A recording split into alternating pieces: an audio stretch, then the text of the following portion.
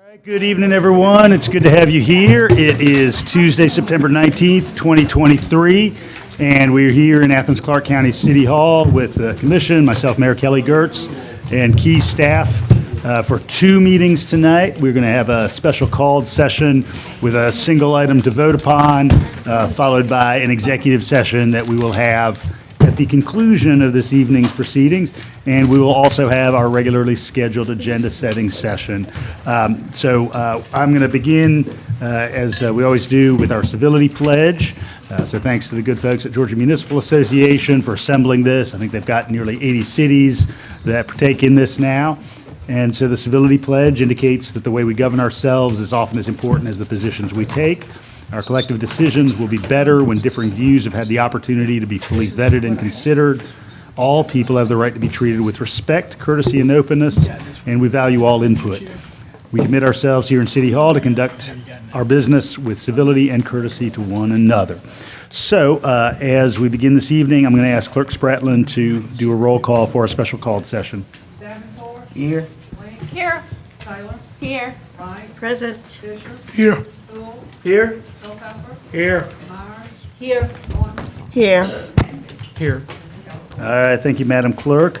All right, before we begin with public input on our first item of new business, given that this is first reading on this prospective ordinance, I do need a motion for suspension of rules. Do I hear such a motion? So moved. Second. All right, I have a motion from Commissioner Link and a second from Commissioner Taylor for suspension of rules. All in favor, please say aye. Aye. All opposed, same sign. All right, motion carries. We're going to move forward. So members of the public, we have several opportunities tonight for public input. We're going to have an opportunity here on our special called session agenda. And then when we move into the agenda setting session, we'll have several opportunities there too on consent agenda items, old and new business, and then individually on our three planning and zoning items. Rules of public input are that you have a 3-minute opportunity, and you see a light in front of Clerk Spratlin here. It will turn green when you begin speaking, yellow when you have 30 seconds remaining, and red when your time is concluded. And I'll thank you for your comments and ask you to allow the next speaker to move up to the podium. When folks are speaking, please listen to them. Same in between speakers. Demonstrations just prolong the proceedings and are not generous to the next person in line. Again, we have a single item here. Final note, there are cards for public input. If you do provide public input at the podium, please fill out a card. We want to make sure we capture your name and information correctly. Single item on our agenda tonight for the special called session. I'd ask for any public input on this item at this point. You can line up at the podium.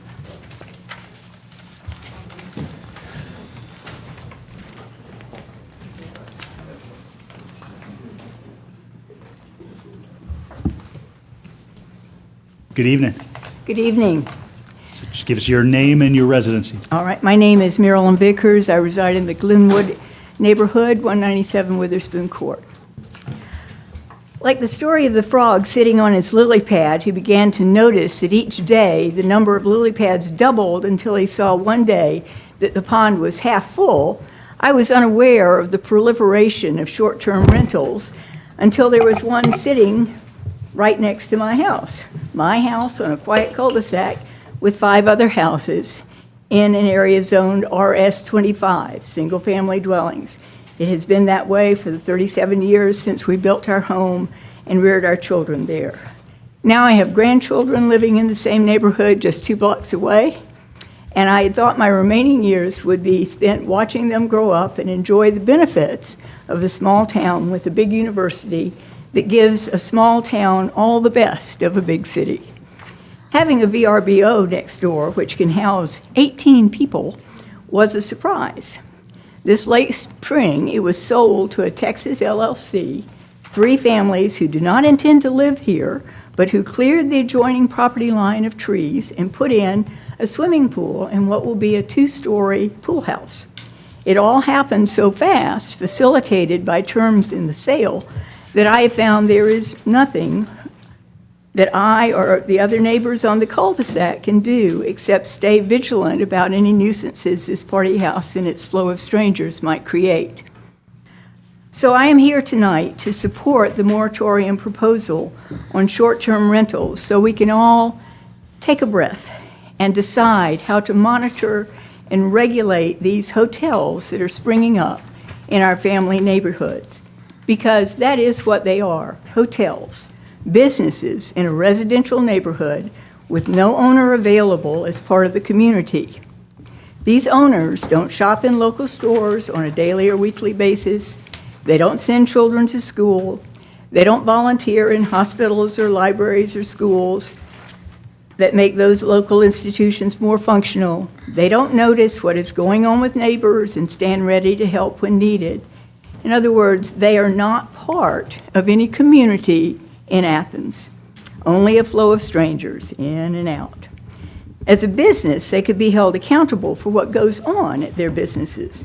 They could have a business license and pay taxes.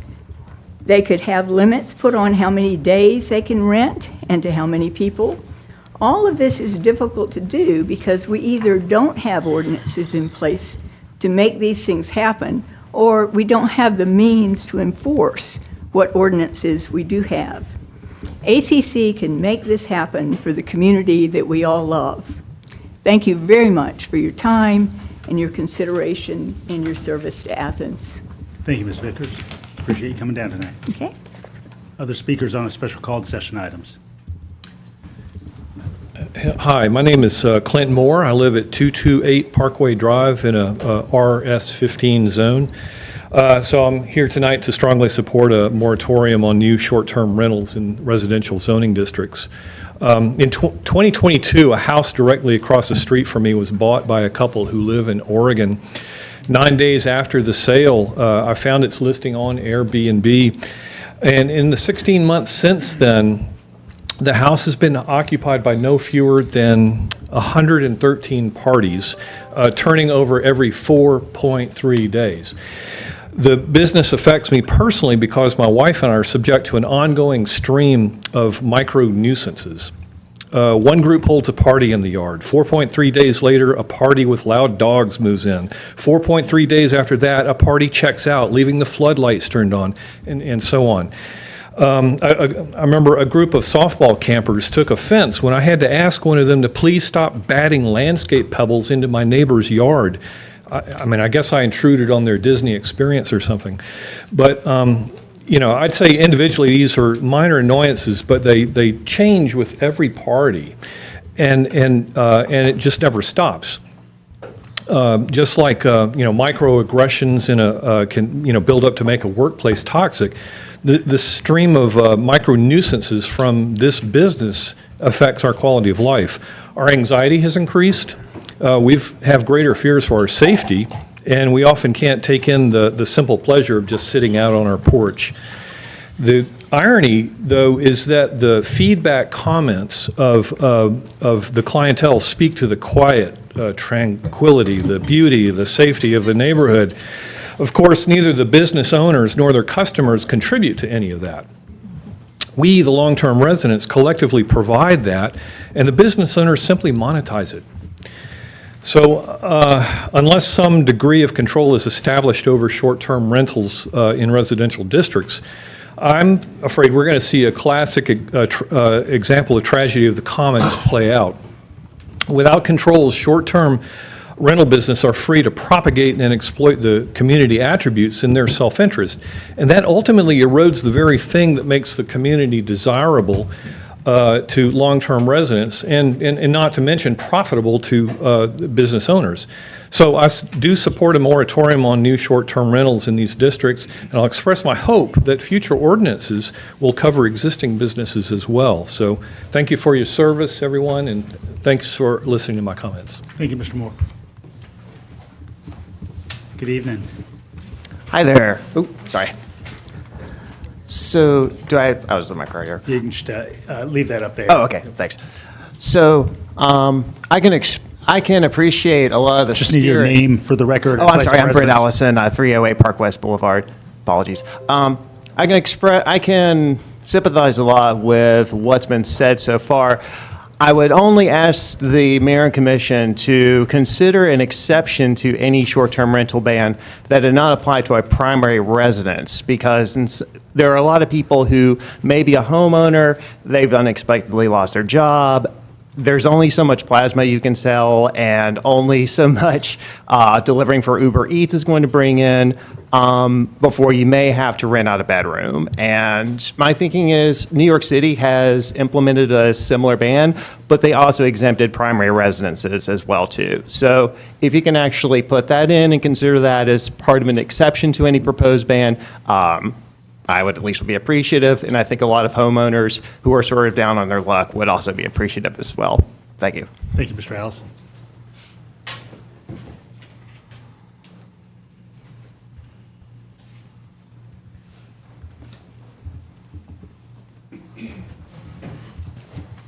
Good evening. Hi. Okay, my name is Sue Stevenson, and I'm a retired clinical social worker from the Mental Health Center for 25 years. And I live at 145 Witherspoon Road in Glenwood, and I live on the other side of what Maryland's dealing with right now. I've lived in Five Points for over 50 years, and what I see going on now makes me sad, but also angry. I see the city allowing certain things to go on and turning a blind eye to the results of this. I now have a vacation rental house being built almost in my backyard with the capacity for 18 guests. This is Chester Soseby's house, and he was the Hodgson pharmacist, for those of you that may have known him. It's a small house on a rather small lot.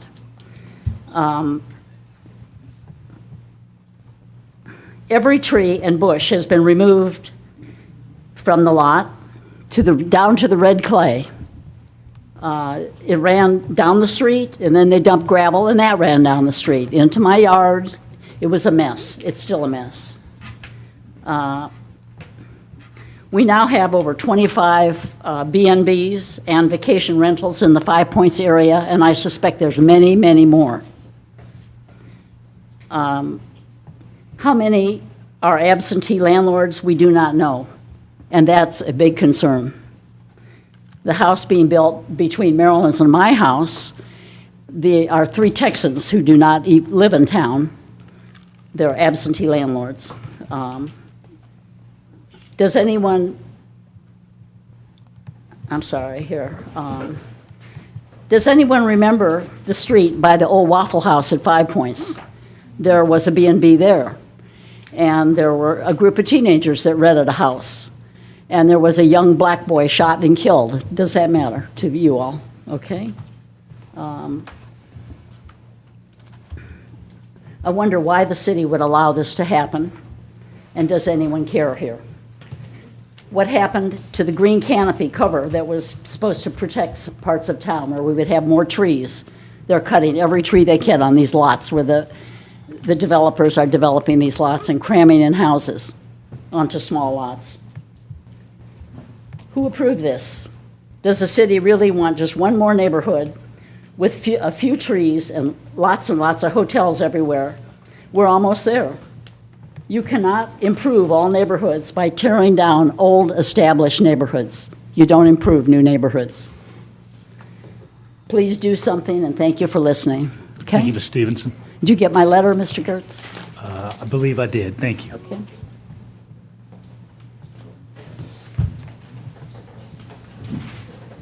Good evening. Hi, my name is Sam Stabler. I live at 539 Pulaski Street, so just down the road. I think I'm going to be one of the people that's speaking against this moratorium, or at least against this moratorium as it is currently written. I agree with everything people have said here, that there needs to be thoughtful regulation on this new type of housing that technology has enabled. I would strongly hope that this legislative body would not put forward a piece of bad legislation in hopes of resolving a real problem, and this is a bad piece of legislation. There are people who use Airbnb in thoughtful ways. There are people who can pay their property taxes and afford to stay in their homes because they monetize small spaces. I agree that having an 18-person chalet next door would be a nuisance. I see that as a problem, but those who have small adjacent auxiliary buildings, or perhaps an extra room, who use these short-term rentals as ways to subsidize their existence are equally as important. And I strongly ask this legislative body to not put forward a piece of legislation that favors the intentions and the how do I describe it? The desires of an affluent class who don't ever have financial insecurities that are not being addressed by this. So in other words, there are those of us in this community who can only stay in this community with these type of programs available, or programs, this type of free market monetization of extra space. So again, thoughtful legislation is important. I'm for that, but that is not what this is. I've heard talk of requiring more parking for Airbnb. I would ask you to do the exact opposite. Do not allow more parking for Airbnb. The city does not need more parking. The city needs more housing for people. And if we require more parking spots, we are going to get more parking spots.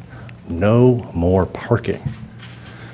The core issue, I believe, here is a lack of housing in our community, of which we have a lot of superfluous rules, well-intentioned, but have artificially restricted people's abilities to build homes. And we have this Airbnb that it comes in and has lots of externalities. I 100% agree with that. And it adds another pressure on housing. But if you eliminated short-term rentals, you would not alleviate the intense pressure we have, upward pricing pressure we have on housing. If this is not going to resolve the housing cost issue that we have here, it is simply going to push this very accessible service underground. It does not end short-term rentals if you ban this, by the way. There are ways, I think that's my thing. But Thank you, Mr. Stabler. yeah. Good evening. Hi, my name is Rhonda Allen. I live at 130 Old Princeton Road in Five Points. I've been a resident of Athens-Clarke County for 30 years, and I have lived in my current home next month for 10 years. I love my community, and I love my neighbors. In April, a brand-new home was purchased by a group, AccuRent LLC, not in Athens-Clarke County, with the sole intention of running it as a hotel on Airbnb. Starting in mid-May, they have had people booked throughout the entire summer for just some weekends, some for the entire week, directly next door to my home. Because of this, we have a lot of people that live next to me that some are student rentals that are a year-long lease and they're there and we kind of get to know them. We have retirees that also live next door to me, and then other people who work for the University of Georgia or other businesses that work regular hours. The people in the Airbnbs come in and they are here for a good time, for a party.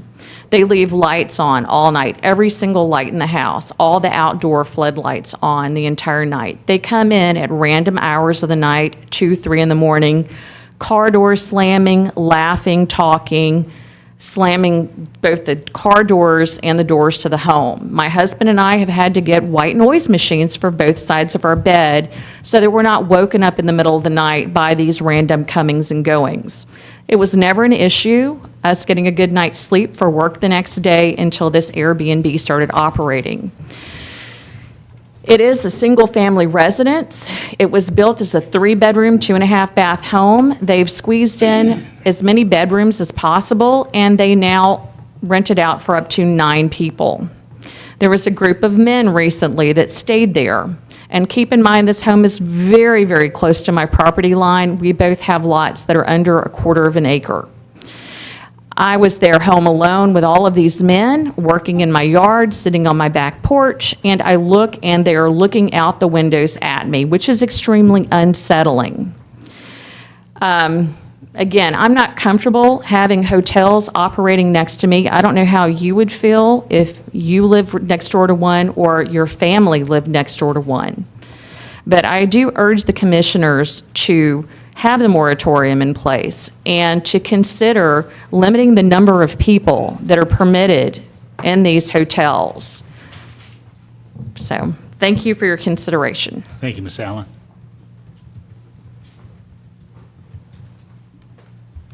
Good evening. Hello.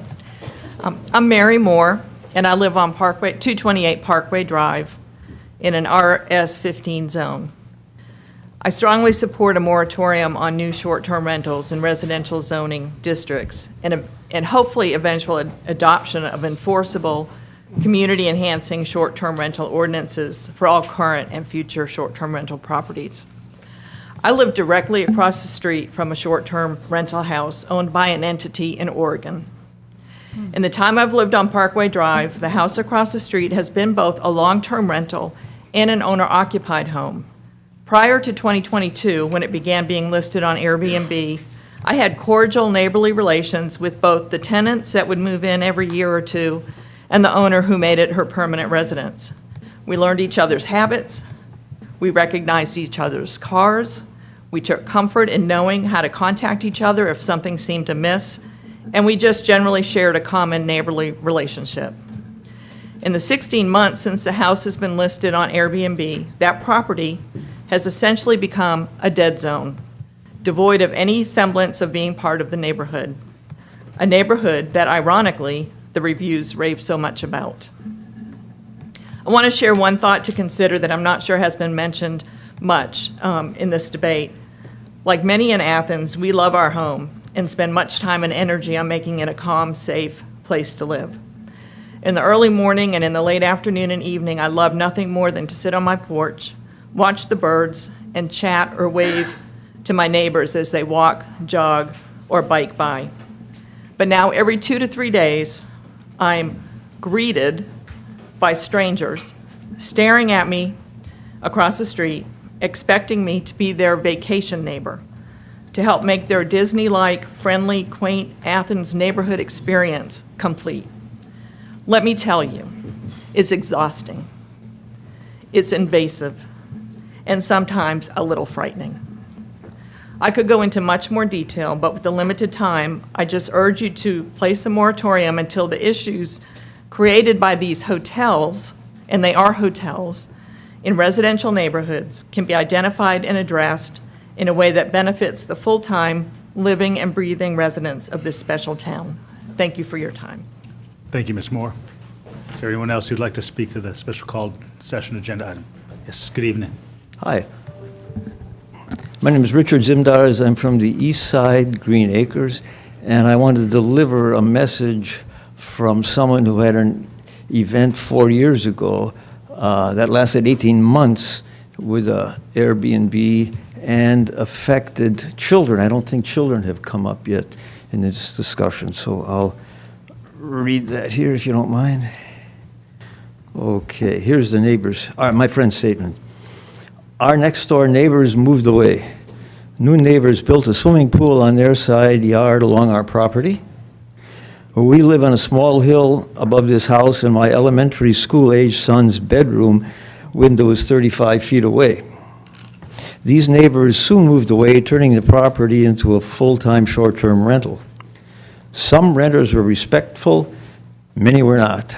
When alcohol was involved, noise and activity often escalated to unbearable levels. Although we don't smoke, my child asked me why people hold cigarettes in different ways, and then showed me the group of college-age boys smoking marijuana outside his window. We had to seal his window sometimes so he wouldn't see the drunken adult parties and hear the shouted obscenities. One morning, I was in my son's room when a movement out the window caught my eye. A naked man was walking around the pool. People sometimes couldn't walk their dogs safely in our neighborhood because all the parked cars forced them into the street. We saw drunk people turning on the gas fire pit at full blast, flames leaping up not far from patio, umbrellas, and other flammables. We saw people letting their toddlers play diaperless in the pool. The property often had septic issues. Not just toxic, but septic issues because of so many people using it, and the drain lines are just above the creek that runs through our neighborhood. The police told us to keep a problem log and to call code enforcement when litter or other things mounted up. The police helped when they could, but local quiet hours start at 11 p.m. on weekdays and midnight on weekends. When your boy goes to bed at 8:30, the noise ordinance hours don't help much. He was sometimes kept awake on school nights, including the night before standardized testing. We had to tell him that no longer, because of these neighbors, could he have friends overnight because of what they might end up being exposed to. For us, it was an 18-month-long nightmare that only ended when the owner didn't turn enough profit and decided to sell. Thank you. Thank you, Mr. Simdars.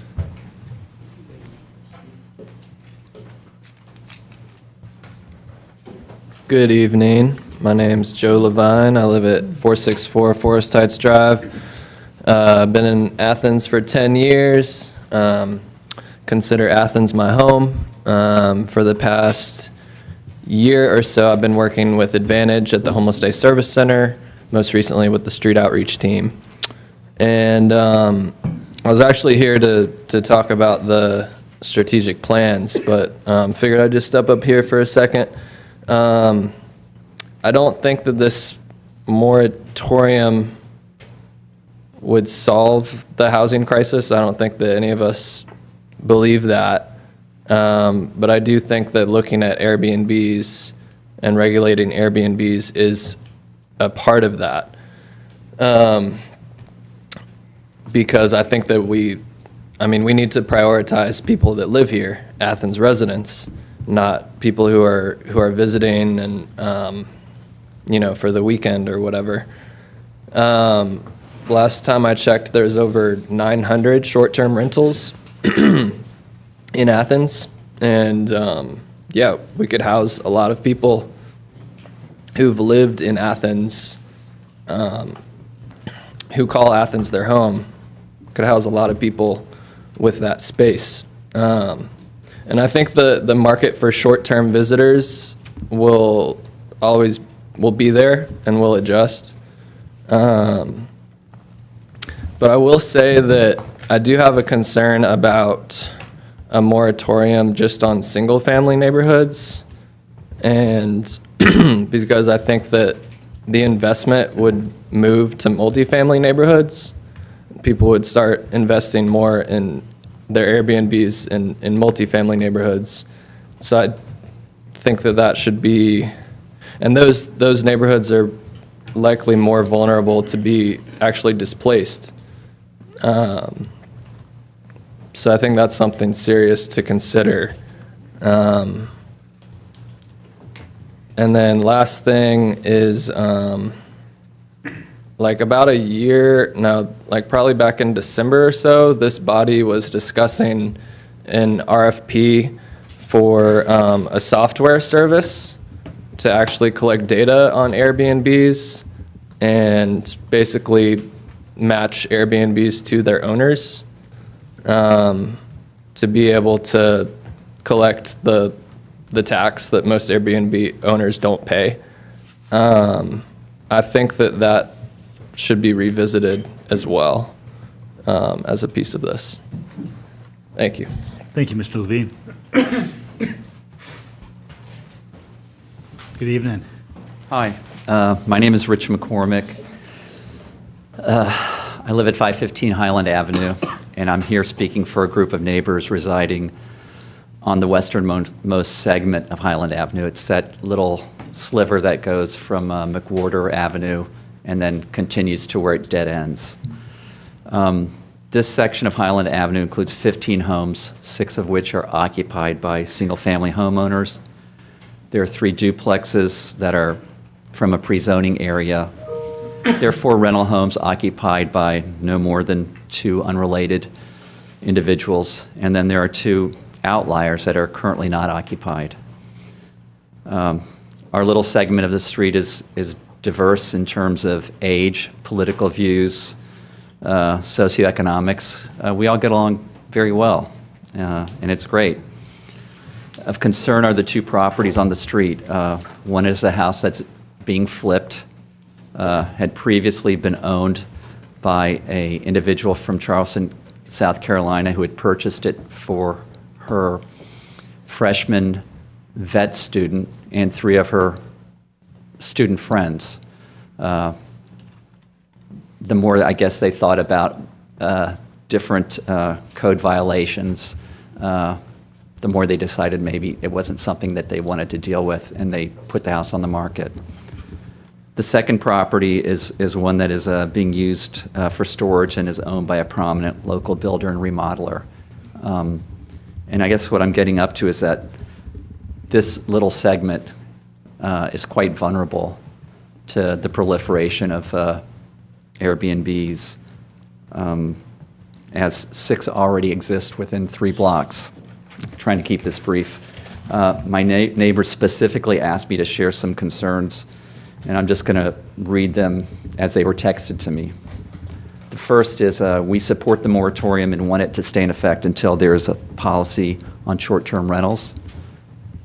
Next, the comment is, we need the moratorium effective immediately because it will limit the number of short-term rentals established in a given area. If there's a drawn-out process creating regulations, businesses seeking to gain a foothold with short-term rentals can do so before they are even ready to be rented. And then the last comment is one that goes, when you combine the impact of short-term rentals and student rentals in single-family neighborhoods, you are testing the limits of those neighborhoods to continue attracting families, and that has repercussions. Thank you very much. Thank you, Mr. McCormick. Good evening. Yes, I'm Michael McClendon, Princeton Mill.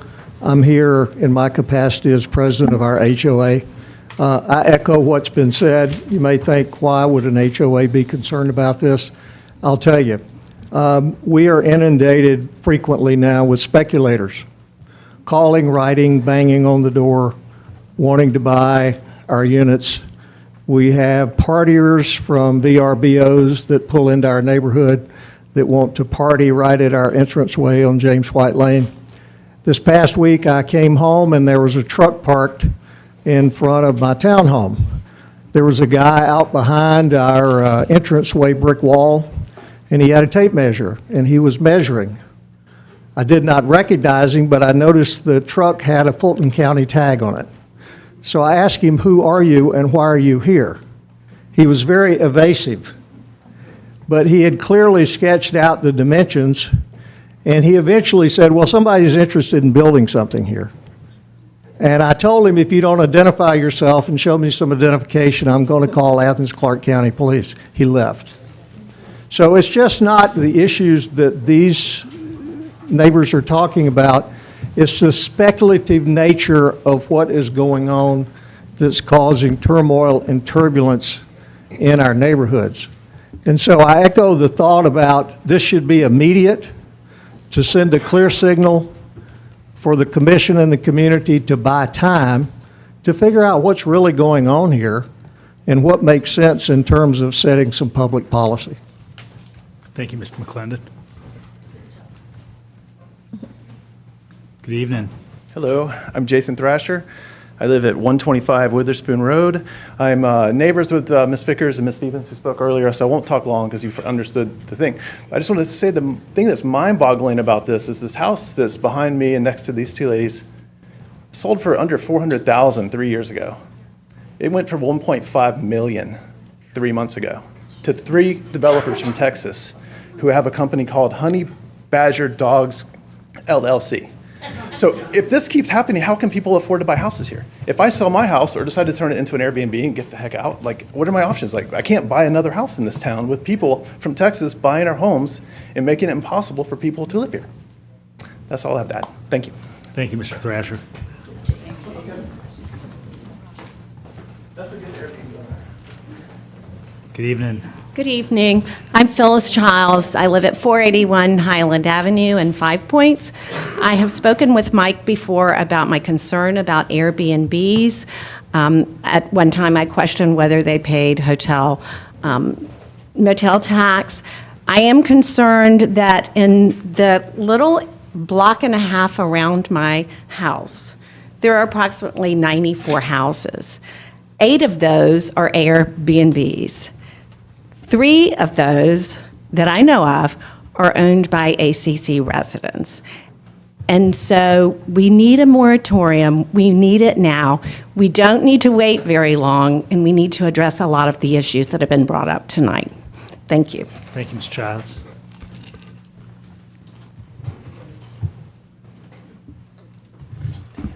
Hey, Good evening. Longtime listener, first-time caller.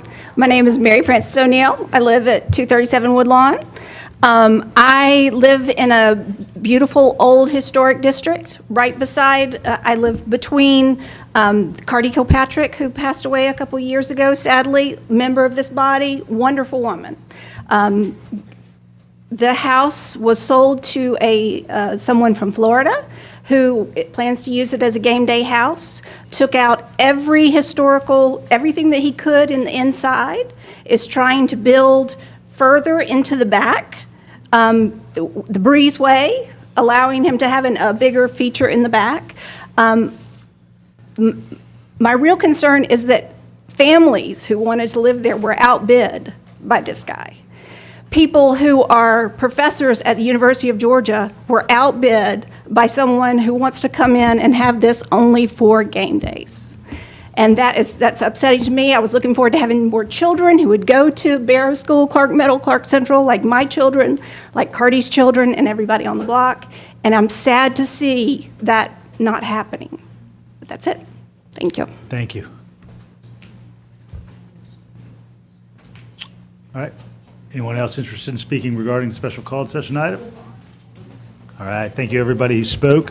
Appreciate it. As we begin tonight, we, of course, have an ordinance in front of us to establish a temporary emergency moratorium on the establishment of new short-term rentals in parcels in single-family residential zoning districts and for other purposes.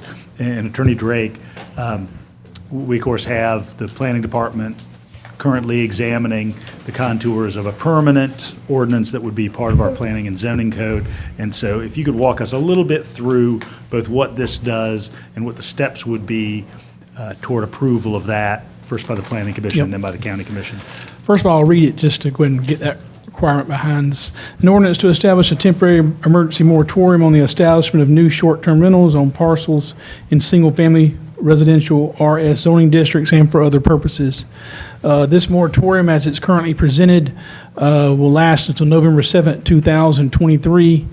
This moratorium may be extended by a future non-emergency ordinance. The recitals in this ordinance begin with whereas, and they provide a background and reason for the moratorium and support for the moratorium. This moratorium ordinance provides objective standards and provides a definition for short-term rentals, or STRs as they're referred to in the recitals, and also it indicates what constitutes an active short-term rental. The process will be as follows. Staff is out of GOC, some recommendations came relative to short-term rentals. Staff has indicated they think it would be very challenging to have that ready for the November agenda cycle. Therefore, we as the legal team will be presenting an ordinance to establish a longer moratorium to allow staff to work on that. We'll adopt that under the zoning procedures law in order to make sure that the extension of this moratorium is legally defensible. We'll work with planning to advertise that. It's required for zoning changes, and we'll bring that back to you at the November meeting. This moratorium runs through midnight of November 7th, and so if we adopt that extension that evening, we should be fine. So that's what it's looking like right now, to give staff more time to look at. They're indicating they need more time, so that's what we'll do. You'll note that we've done this as an ordinance rather than a resolution. There was some concern expressed about staff about enforceability, and we believe that doing this as an ordinance will allow us to bring claims for violation under the municipal code, under our code of ordinances in municipal court. I think this is a well-written and well-drafted moratorium, and happy to answer any questions related to it. And I understand, just from having spoken with planning staff and planning director Brad Griffin this year, that it's prospective that we see the permanent ordinance come to the planning commission in November and the county commission in December. So is that? I think that's Still right. the They think it's timeline. more realistic to bring the changes that were recommended by GOC to the December meeting. Okay. Yep. All right, thank you for that update. All right, I'd certainly like at this point for a commissioner to place a motion on the table, and Sure, Mr. Mayor, if you don't mind, I'd just like to, I'll go ahead and make a motion to approve the ordinance that Attorney Drake was referring to with the changes that he sent earlier today, highlighting some of the. all right, so I do have a motion on the floor and a second, and if you'd like to continue. go ahead, Sure. Mr. Thank you, Mayor. I appreciate it, and I appreciate this being on the agenda, and I certainly appreciate the folks coming out tonight to describe and let us hear their experiences with some of the short-term rentals. I think this ordinance and this moratorium is important to allow staff the time to bring back something to us that has the regulations that we need for protecting single-family residential neighborhoods and protecting the investments that these folks have made in their homes. And I'm looking forward to that discussion as it comes forward. I think, even though it references a lot of grandfathered in, and certainly this moratorium doesn't apply to existing Airbnbs, it does, I think the regulations that we talk about come November or December will allow us to look at what grandfathering means and what regulations we can put on those that are grandfathered. For example, could there be a determination that they can only do it for a certain number of days a year? Could there be a determination that they're only allowed a certain number of people to market for short-term rental to? So these are questions that we can ask, and hopefully the Planning Commission, I'm sure, will be asking them as well, so that we do address the situation that is impacting our housing costs here in Athens. So I make that motion with that understanding, but also I think it allows us time, Manager Williams brought this up during our budget cycle, to look at software that would help us once an ordinance is passed, that will help us manage short-term rentals better in our community and make sure that we're keeping track of those and making sure that the public is aware of who's utilizing short-term rentals in their neighborhood. So I'm glad this moratorium is moving forward, and I think I look forward to the work from the Planning Commission. Thanks, Commissioner Hamby. Any follow-up, Commissioner Link? Yeah, so we've actually been discussing this in committee on this body for at least 4 years, I believe. I sat on the Government Operations Committee when we initially started discussing it as a means of collecting hotel motel tax, and then I was on the committee that developed a model ordinance that was passed out of committee shortly before I left the commission in the redistricting coup re-election business. And,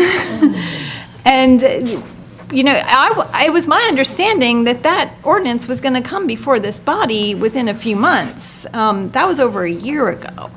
So this is long, long overdue. It's a shame we have to go to a drastic measure like a moratorium when we're in really a crisis situation. If I recall correctly, I think there were around 600 short-term rentals on the market when we were discussing that in committee, and now there's 900.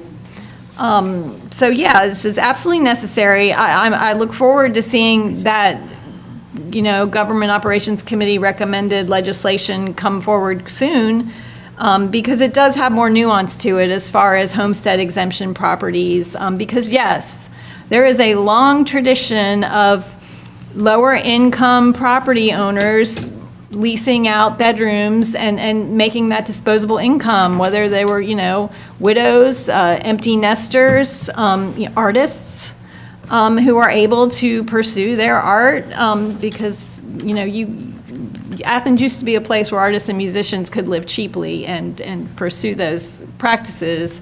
And now the only means of subsidizing your cost of living, might be through a short-term rental of a room or two in your home. So yeah, I do want to see that legislation come forward and make sure that it has the nuance that it needs to address the needs of the people who actually live and work in this community. But yeah, it has turned this community, every neighborhood is a potential victim of predation. And every single one of these short-term rentals out there on the market is a home that could be a home to someone in Athens who lives and works and raises their children in this community. We are in a affordable housing crisis, and this is certainly adding to the problem. Thanks, Commissioner Ling. Commissioner Davenport? Thank you. This is way long overdue. Just for the, we did out of GOC pass last year, Section 452 of our ordinance, unruly gatherings, which can help residents stop these short-term rentals, and just go to our ordinance page and look at Section 452, and it can actually eventually shut Airbnbs or VRBOs down, because after so many citations, the landlord or the property owner gets cited, and there's just there's some procedures that take place to end the loudness and the partying and stuff like that. But check that out. But I have a question about multifamily. That is just for single family residents, not like duplexes or. Correct. Right now, it only applies to single-family residential zoning districts. It does not apply to the mixed-density residential zoning districts. Okay. That was in working with bill sponsors, ordinance sponsors. That was what was requested. Judge, is it too late to amend to add space for multi? Well, if we're going to, we could add, as I looked at the zoning ordinance, in case I got this question, I noted that it appears we would need to add mixed density residential districts. I would really, rather than make a mistake that might affect the legality of this, I'd like to bring that back at the next meeting, and so we can have time to make sure I'm not missing something and we do it on the fly. That'd be my preference, because we're going to be bringing this back at the November meeting to make it longer. I know that might open up some opportunities in those zones, but I think the complaints that we've received is more from the single-family zones, or single-family residential zones, but. I have a few commissioners lined up who want to speak. I've got everybody's name written down. So Commissioner Wright? I just wanted to share that I need to recuse myself from this topic, so I won't be able to vote or engage in the dialogue about it due to the fact that I own and manage and clean a short-term rental. Thanks, Commissioner. Appreciate it. Commissioner Myers? Yeah, I'm thankful to see this moratorium come through. We have all sorts of things going on with our real estate markets here that are affecting quality of life and the availability of housing for individuals. And I understand, we hear this, I know a lot of these are from 5 Points, from the addresses you shared, but this is going on in other parts of the community as well. And so this is a situation that we do need to address. I was ready this evening, this all came up rather quickly, I was ready this evening to put forward an exemption, but I'm going to wait on that to see if we end up having to postpone further to really address the use of Airbnbs for people who own their homes and have homestead exemptions. There are a lot of people I'm aware of, like Commissioner Link referred to, who use Airbnbs for extra income, middle income people, and I don't want to limit what people can do to stay in their homes, especially when we have so many people challenged by the housing costs and increases in upkeep, increases in utilities, et cetera here. So if we do have to postpone it, I may bring that exemption up sooner. And, while we're thinking about it, I'm just going to bring up this other part in terms of the commodification, the investment potential of housing, because there was an article just in the last week in the New York Times about how middle and working class home neighborhoods, single-family homes are being bought up by investors, especially that range, and then turned into rentals. And so we're losing out in another area as well with investors coming in. Right now, in the last year in Atlanta, 20% of these middle-income and working-class homes were bought by investors who then turn them into rentals. So I think we need to be I don't know if there's anything in our state laws that allows us to address that, but yet this is something that's happening in different fronts, whether it's Airbnbs or these investors. I know over on the east side, I probably get a postcard a month asking me if I want to sell my house for cash. So anyway, I will be supporting this and thank those of you who put it together and got it up here in the lawyer's office, the attorney's office, and all of you for coming out as well. And Commissioner, just to answer your question vis-a-vis state code, outside of the presence of homeowners association, there's nothing in state code that disallows investors from buying property in Georgia. So, Commissioner Houle? Thank you, Mayor. I am planning to support this tonight in its current form and look forward to the next version that we get. I agree that this is overdue, but we still have some work to do to get this in an optimal form. I just wanted to note a few things. The first, for the benefit of ourselves, kind of echoing a memo we got from staff, but also for the benefit of those in the audience. Enforceability of this, especially in its current form, will be a challenge. And so one of the things that we're going to need to figure out in the next version of this, should we move forward, which I hope we will, is if and how we can equip our staff for success with enforcing not only a moratorium extension, but whatever ordinance follows. As one example, as I understand it, it's our code enforcement staff that would generally respond to calls around a lot of the things that are being raised up here, and they tend to work Monday to Friday. So when Airbnbs are largely rented out on weekends, you're not going to have that immediate response. Looking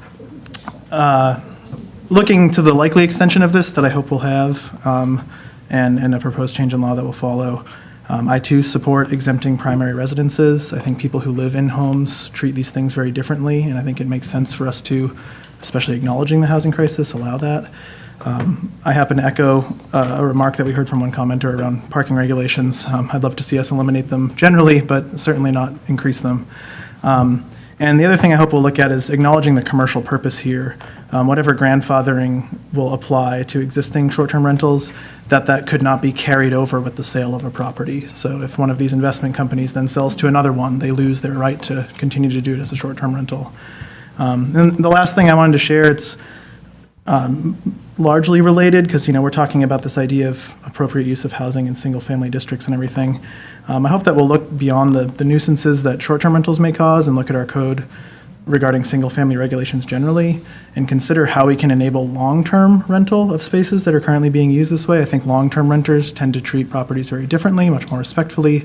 And I do think that similar to how it sounds like there's a growing consensus on perhaps exempting primary residences from this, I'd be interested in us also looking at how to exempt homesteader properties from single-family regulations generally. But with that, I'm happy to move forward with this today. Thanks. Thanks, Commissioner. All right.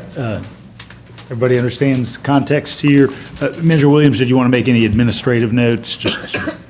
No, just everybody's expectations, and Commissioner Hamby covered them pretty well, as did Commissioner Houle. It's not for all, it's for new, and, enforceability is something we've got to continue to investigate. Right. But I will say that the Government Operations Committee has been working on this for some time. I think there's a lot of great ideas on how to address that in the near future, so we look forward to that coming to resolution. All right, so Commissioner Wright has indicated that she will abstain, aside from Commissioner Wright. Recuse, thank you. Aside from Commissioner Wright, all in favor, please say aye. Aye. Any opposed? All right, hearing none, motion carries 9-0. All right, and we will, following our agenda-setting meeting, have an executive session regarding real estate and pending or threatened litigation. So could I have a motion to adjourn our special called session following our executive session? So moved. All in favor, please say aye. Aye. Any opposed? All right. We are going to move on to our agenda-setting session. I know some people were here just for a special called session, so I'll give folks just a minute to enjoy the rest of their evenings. Lots of fine eateries open here in Athens-Clarke County. Go enjoy one. Hey, Mr. Mayor, something you may want to note.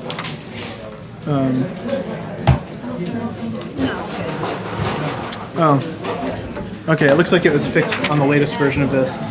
Never mind. The reasons for the, I got worried about this. Allows boarding house use and allows hotels. And these kind of, this would, I mean, there is no clear definition of it in the code. Is there a number of persons that makes the difference? No, but that's something we should do. Like, you can't market something. I would say like 4 or 5. All right, so moving on to our regularly scheduled agenda setting session. We have multiple opportunities for public input. We have the consent agenda, which currently are items 1 through 13. We have old and new business, which are 14 through 21. And then we have 3 planning and zoning items. And we'll receive public input on those planning and zoning items individually. Want to ask first, commissioners? Want to ask first if there's any commissioner who would like to remove an item from the consent agenda for discussion. Oh, wait. Commissioner Houle? Yeah, I had a few. 4, 10, and 13, please. Thanks, Commissioner. All right. Any other commissioner, would you like to remove any items from the consent agenda for discussion? Commissioner Fisher? 19 and 20. Those are already on discussion. Yeah. 2, I think. I think it was 2. Thanks, Commissioner Link. Oh, and I think the is it 5? There was one about speeding in neighborhoods. 5 is Safe Streets grant acceptance item. Yes. Okay. All right, so with that, any member of the public who would like to speak to any consent agenda items, and so that's 1, 3, 6 through 9, and 11 and 12. So again, that's 1, 3, 6 through 9, 11 and 12. Would anyone like to speak to any of those items? Good evening. Could you say again which ones were removed because it's hard to hear? So, appreciate it. Thanks for closing those doors. All right, so consent agenda items that are up for public input at this moment are 1, 3, 6 through 9, 11, and 12. 1, 3, 6 through 9, 11, and 12. The others will move to discussion. Okay. Thank you. Okay. Yes, my name is Michael McClendon. I live in Princeton Mill. I would like to speak to item 9 on the consent agenda. If I understand what I read correctly, this was added very late and ties directly to items 19 and 20 on the next page. After reading the grant application, it's clear that there's a 50% match required for this grant, but it's not clear what the source of the 50% is for this grant. So I think the public should be provided some information as to what the source of funding is for this 50% match associated with this grant application before you actually consider whether or not you're going to approve this to be on the consent agenda. Thank you. All right, thank you, Mr. McClendon. Would anyone else like to speak to any of those items? Again, that's 1, 3, 6 through 9, 11, and 12.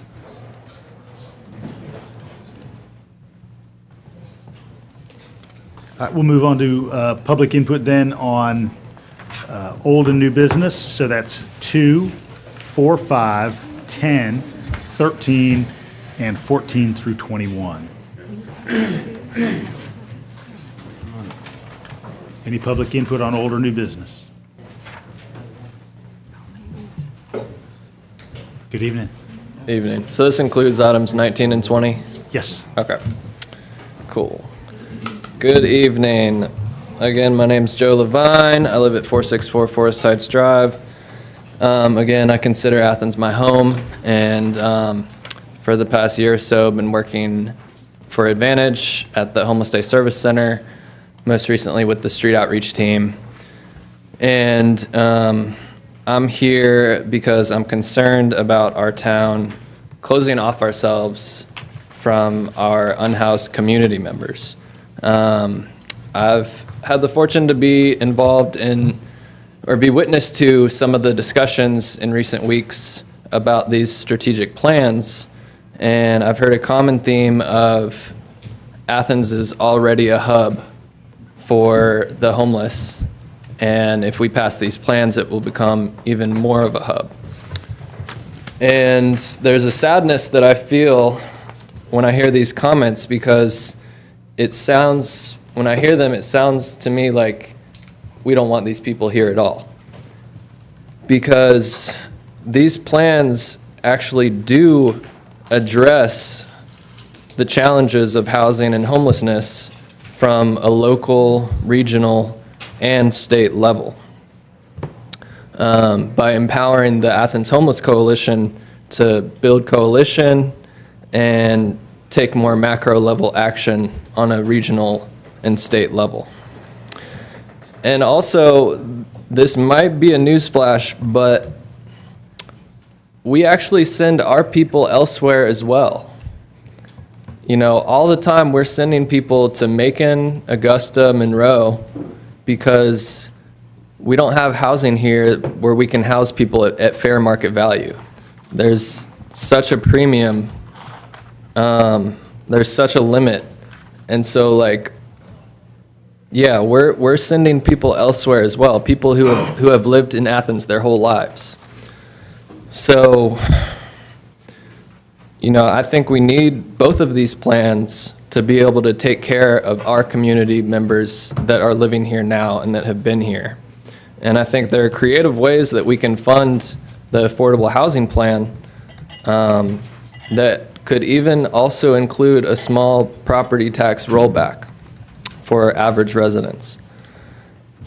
So overall, I just want to say, you know, let's not close ourselves off to our community members, because these folks, you may not believe it, but they have a lot to offer us as well.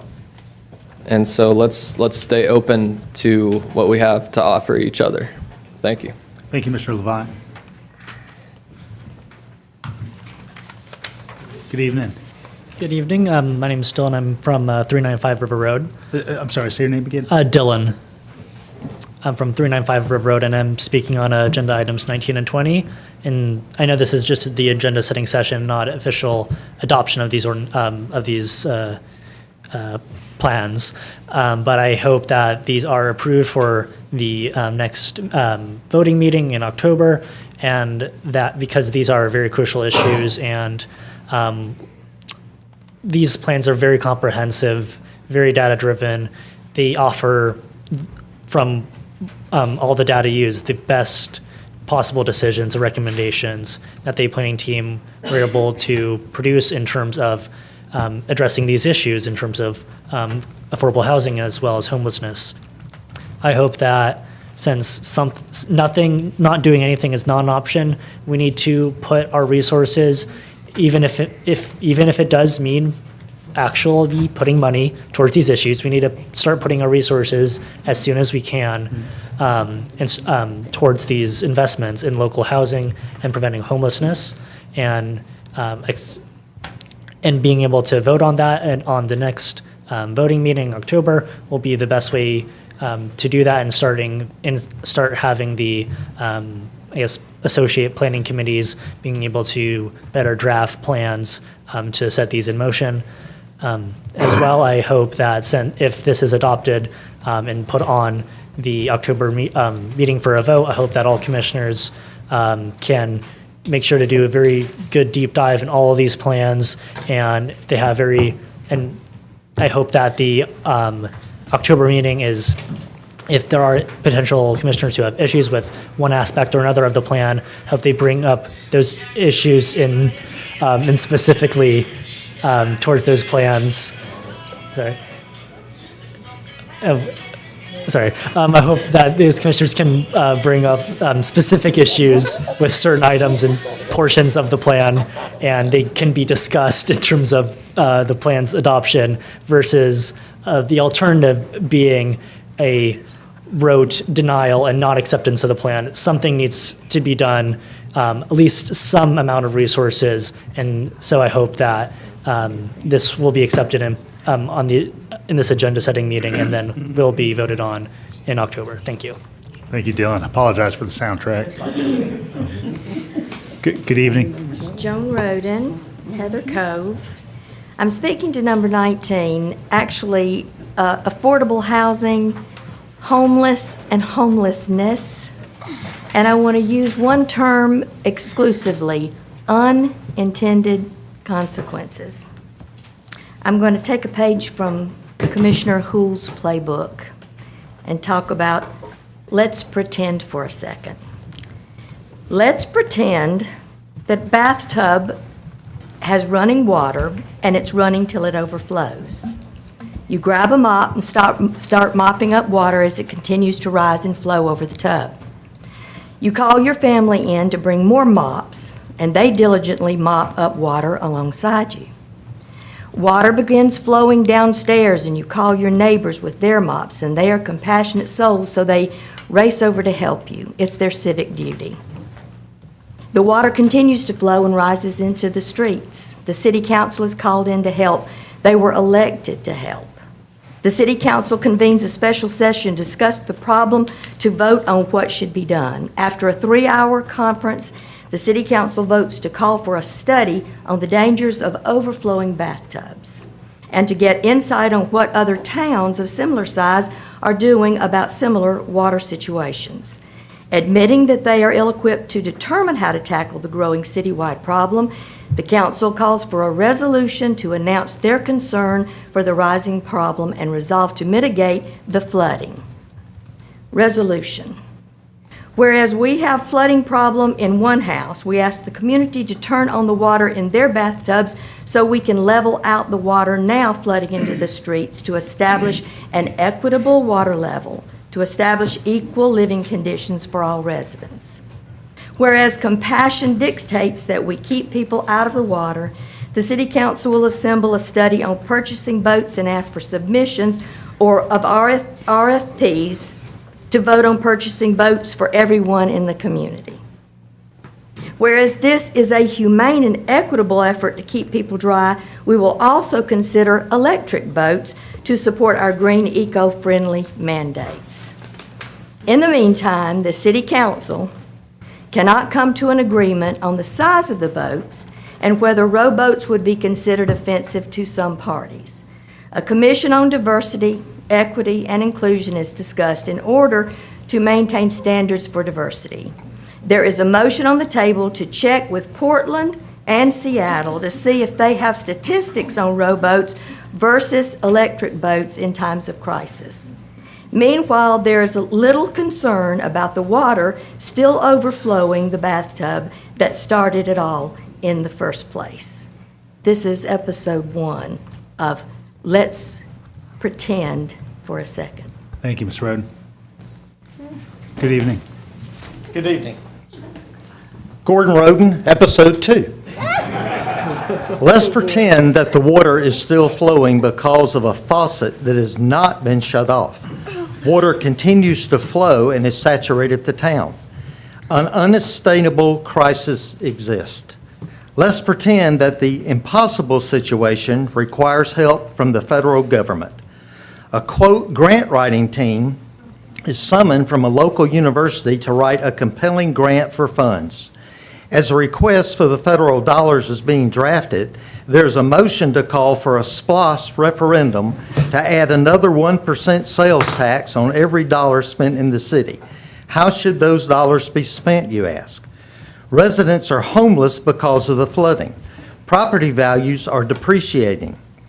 Businesses have shut their doors and are moving to cities that are more secure. In order to engage the public, a notice is added to the website calling for project proposals. Sales tax dollars will fund the projects.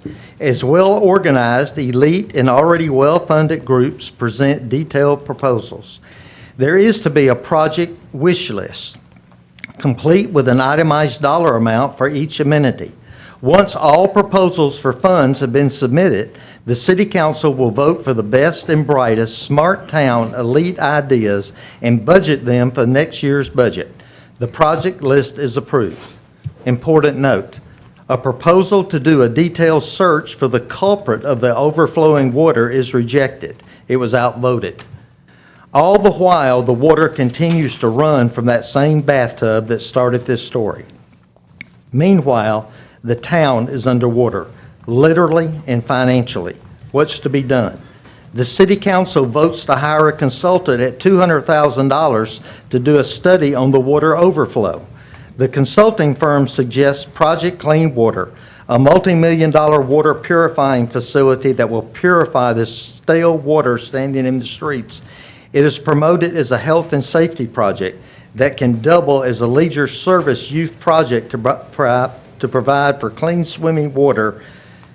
What a bang for your buck.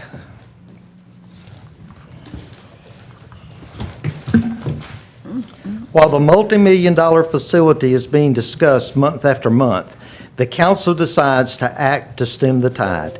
A mandate to conserve water is issued, as well as a citywide moratorium on bathtub use because of the water shortage.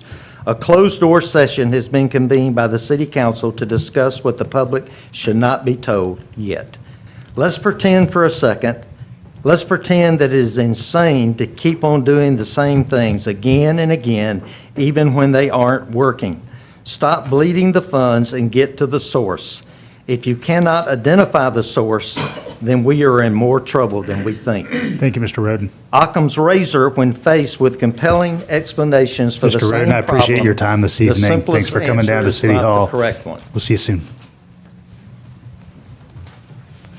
Good evening. Good evening. My name is Susan Monteverdi, and I'm in District 5, and I promise not to use a bathtub analogy.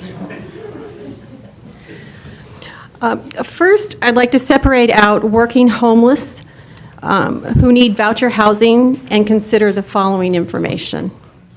48% of unsheltered homeless have mental health issues, and another 40% have substance abuse. And it's reported to the HUD Exchange in the 2023 point time count. Nonprofits who depend upon Housing First federal dollars typically do not have the expertise to triage to the right set of circumstances and are incentivized to place people in housing programs with this assistance, even if it's not appropriate. This leads to wasted money. Mental health treatment is crucial and needs to be provided under an efficient system for delivery. Data shows placement in rapid rehousing or use of a wet shelter, allowing for drug use, such as a sanctioned camp, does not set up these folks for success. Unsheltered individuals with mental health needs will continue to frequent the streets, needing more thorough intervention. Also, unsheltered homeless needs should be triaged by trained psychiatric professionals. This takes money. An hour-long biopsychosocial assessment is not enough to fully assess needs. At least 30% of the unsheltered homeless individuals encountered by police on the street have mental health flags attached to their files, with many others who should be flagged. While most of the homeless calls are for trespassing, these calls involve trespassing of individuals with mental health and/or substance abuse issues. The Cloudburst report is riddled with misperceptions, and in a letter, providers have pointed out inaccurate reporting of past funding levels, desired reprioritization of ARP dollars, and seem worried about sustainability with the equivalent of 7 new staff positions. I have outlined the flaws of this report in PowerPoint slides, which I will send to each of you, outlining what was left out of their data, including GHVP housing. A serious debate in the public square needs to happen. Should Athens be a homeless hub for all who want to come, and do taxpayers want to pay for it? It really is that simple. No one has addressed the 134 drop-offs that have been documented over the last 18 months. What about the ones that are unknown? Compare and contrast this to the 177 unsheltered counted in the 2023 pit count. Where are these who were dropped off? Are they still here? No one knows. Roughly 40% of the unsheltered on the streets are from out of town. This number is backed by pit data for unsheltered in Athens less than 2 years from known last addresses reported, and from unsheltered counts conducted by a block-by-block street outreach director with Thank you, Ms. 30 years Monteverde. of field experience. Appreciate you coming this evening. I'm going to Hope you have a- finish hope you by have a- telling you one thing. Hope you have a good evening. Thank you for coming down tonight. You should put the brakes on this. You should spend the $4 to $5 million that Advantage needs to get this housing built, because that is going to be the best solution for both the humans in this case and also the community.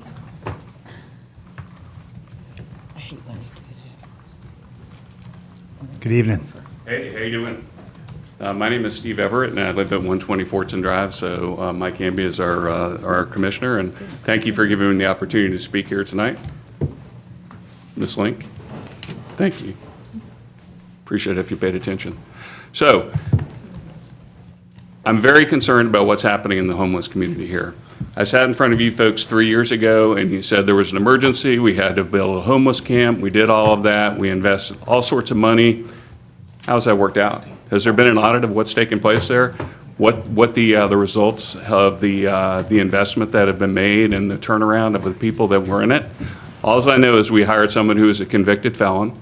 We did an RFP that the people who were in that business never responded to and refused to participate in.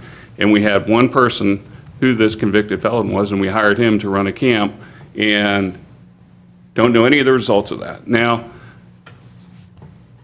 Albert Einstein famously said one time, what's the definition of insanity, right? Doing the same thing over again and expecting a different result. And that's where I feel like we are again tonight, right? You're talking about putting a plan together.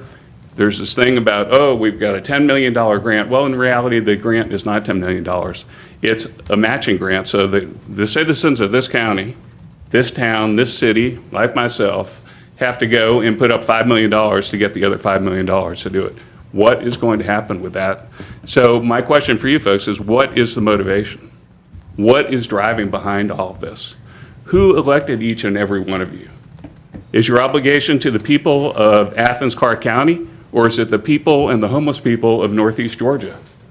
Your obligation is to people like me and all these other folks who are here and have spoken at other times along the way, right? They elected you. We pay your salaries.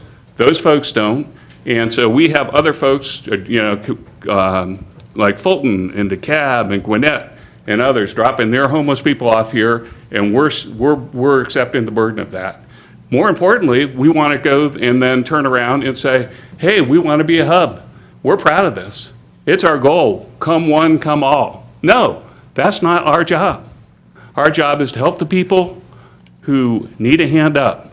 And as Susan so rightly said, 88% of the people who are homeless either have mental issues or have substance abuse issues. And until you stratify the data, and your data is flawed, until you stratify it and determine how you're going to help the people that need the hand up, you shouldn't spend another dime of our money to turn around and throw good money after bad. So I would suggest that we put the brakes on all of what's happening here, have an audit, and put yourself in a position where there can be a public forum and everybody can understand exactly what you're trying to do and say, hey, this is what we want our city to be. And if the people of Athens say we want it to be a homeless hub, then that's the way it is. But let me tell you, I don't believe that's going to be the case. Thank so you, Mr. thank you for Everett. your time tonight.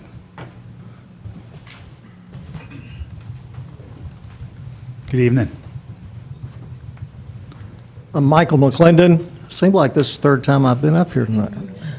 I want to speak to the homeless affordability issue very briefly. I think we can all agree that we wish the dynamics of the competitive housing market were such that people who work in Athens could live in Athens. I think we also agree that we would like to see greater probability of positive outcomes for those that are homeless. I think those are worthy goals. The problem is that we have to suspend belief in order to deal and accept the strategies that HRNA and Cloudburst have proposed. And I say their strategies because they're their strategies, not ours. These two companies are politically progressive advocacy organizations who have their own model about how to do business, not based on what makes sense for Athens, but what makes sense for them.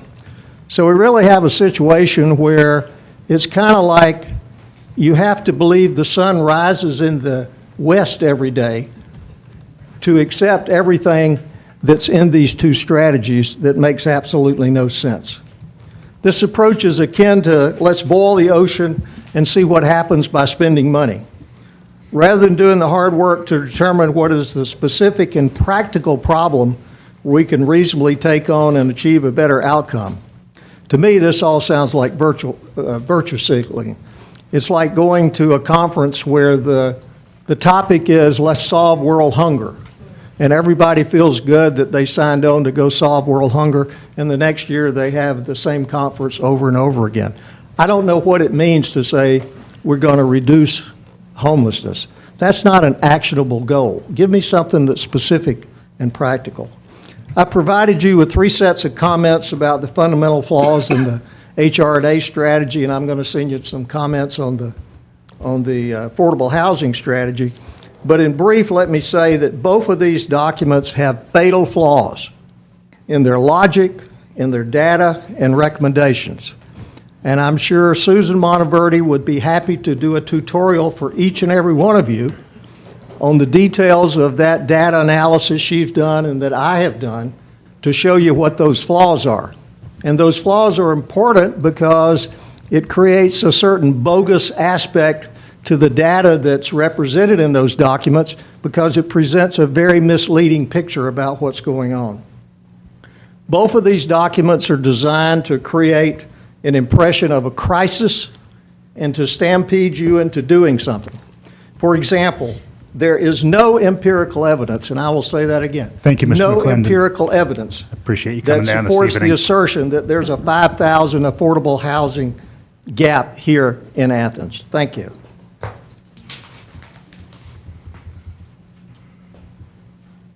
Good evening. Good evening. I'm Linda Crockey. I live at 119 McNutt's Creek Drive. I'm not the eloquent speakers that have come before me, but I did have a few points I wanted to make. Number one, I want to thank you all for having some open session and talking about this. I agree that there needs to be more. I appreciate that there's been some time allotted to trying to understand the strategic plan. I still have a lot of questions about it. Some have dived in a lot more than I have.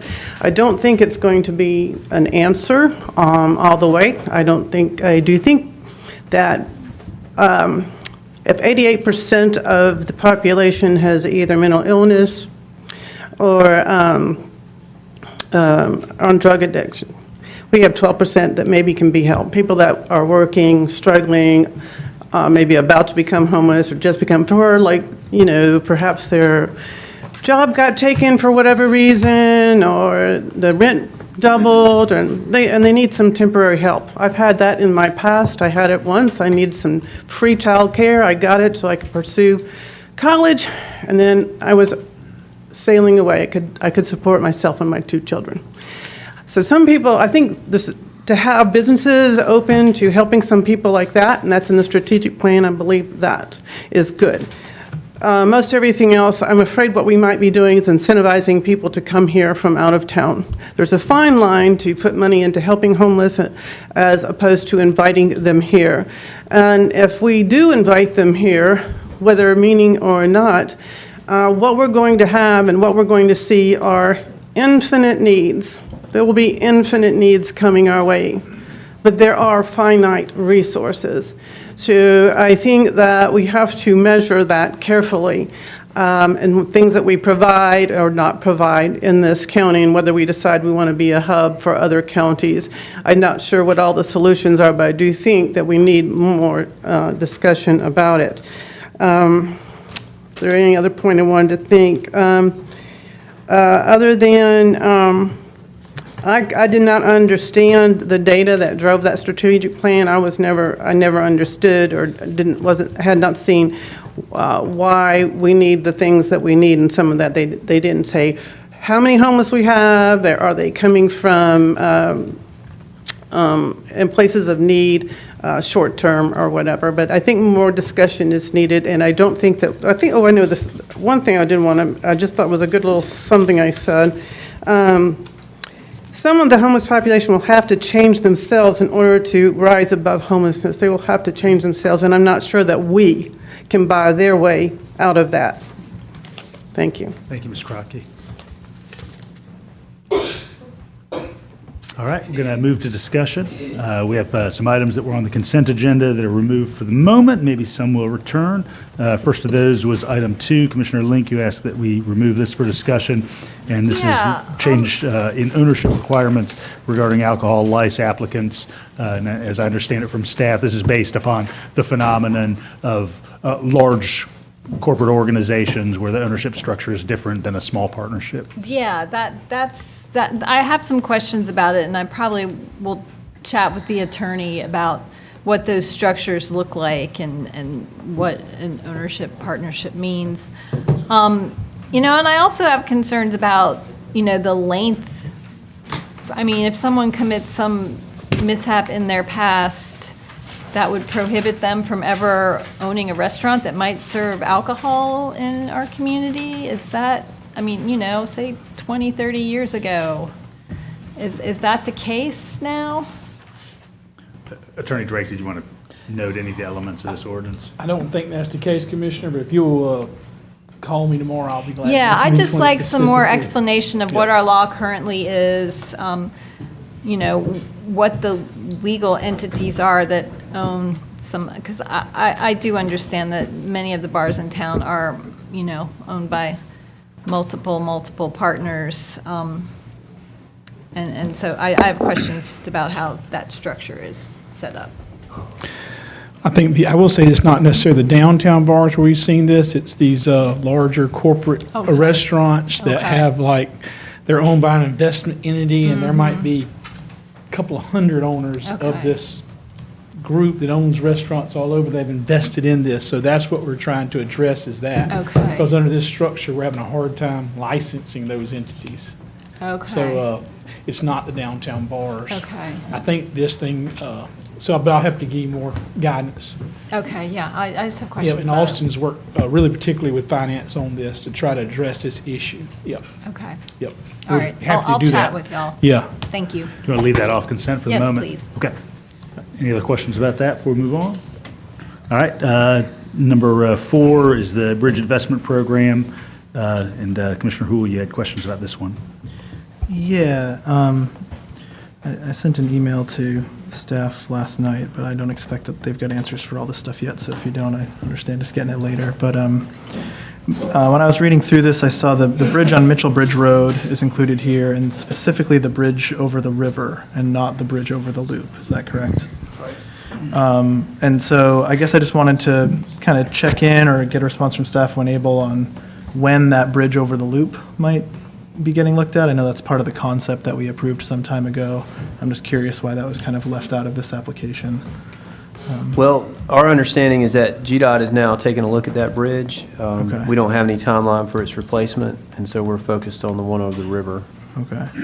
And then the only other thing, I noticed the bridge that GDOT is looking at on the loop over the river is part of agenda item number 8 on our consent agenda.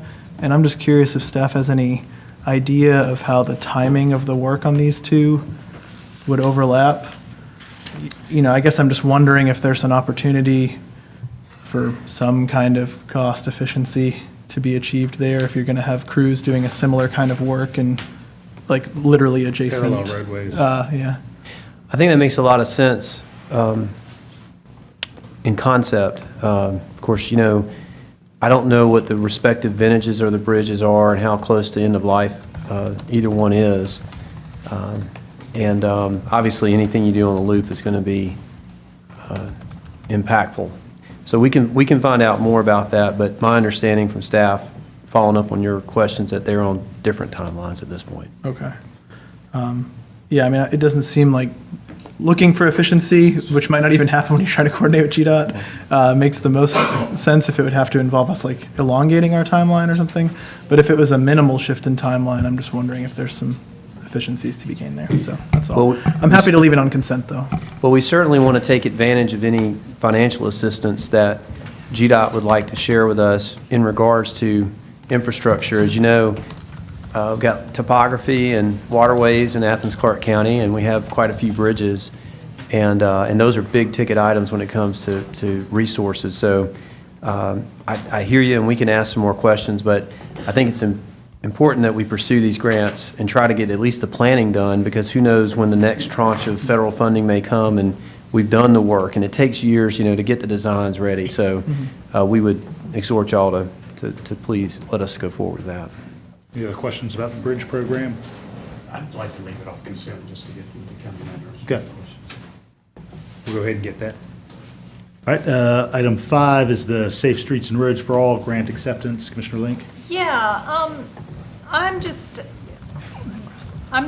curious as to, does this grant pertain to activities associated with preventing or, educational outreach activities that would prevent speeding and reckless driving?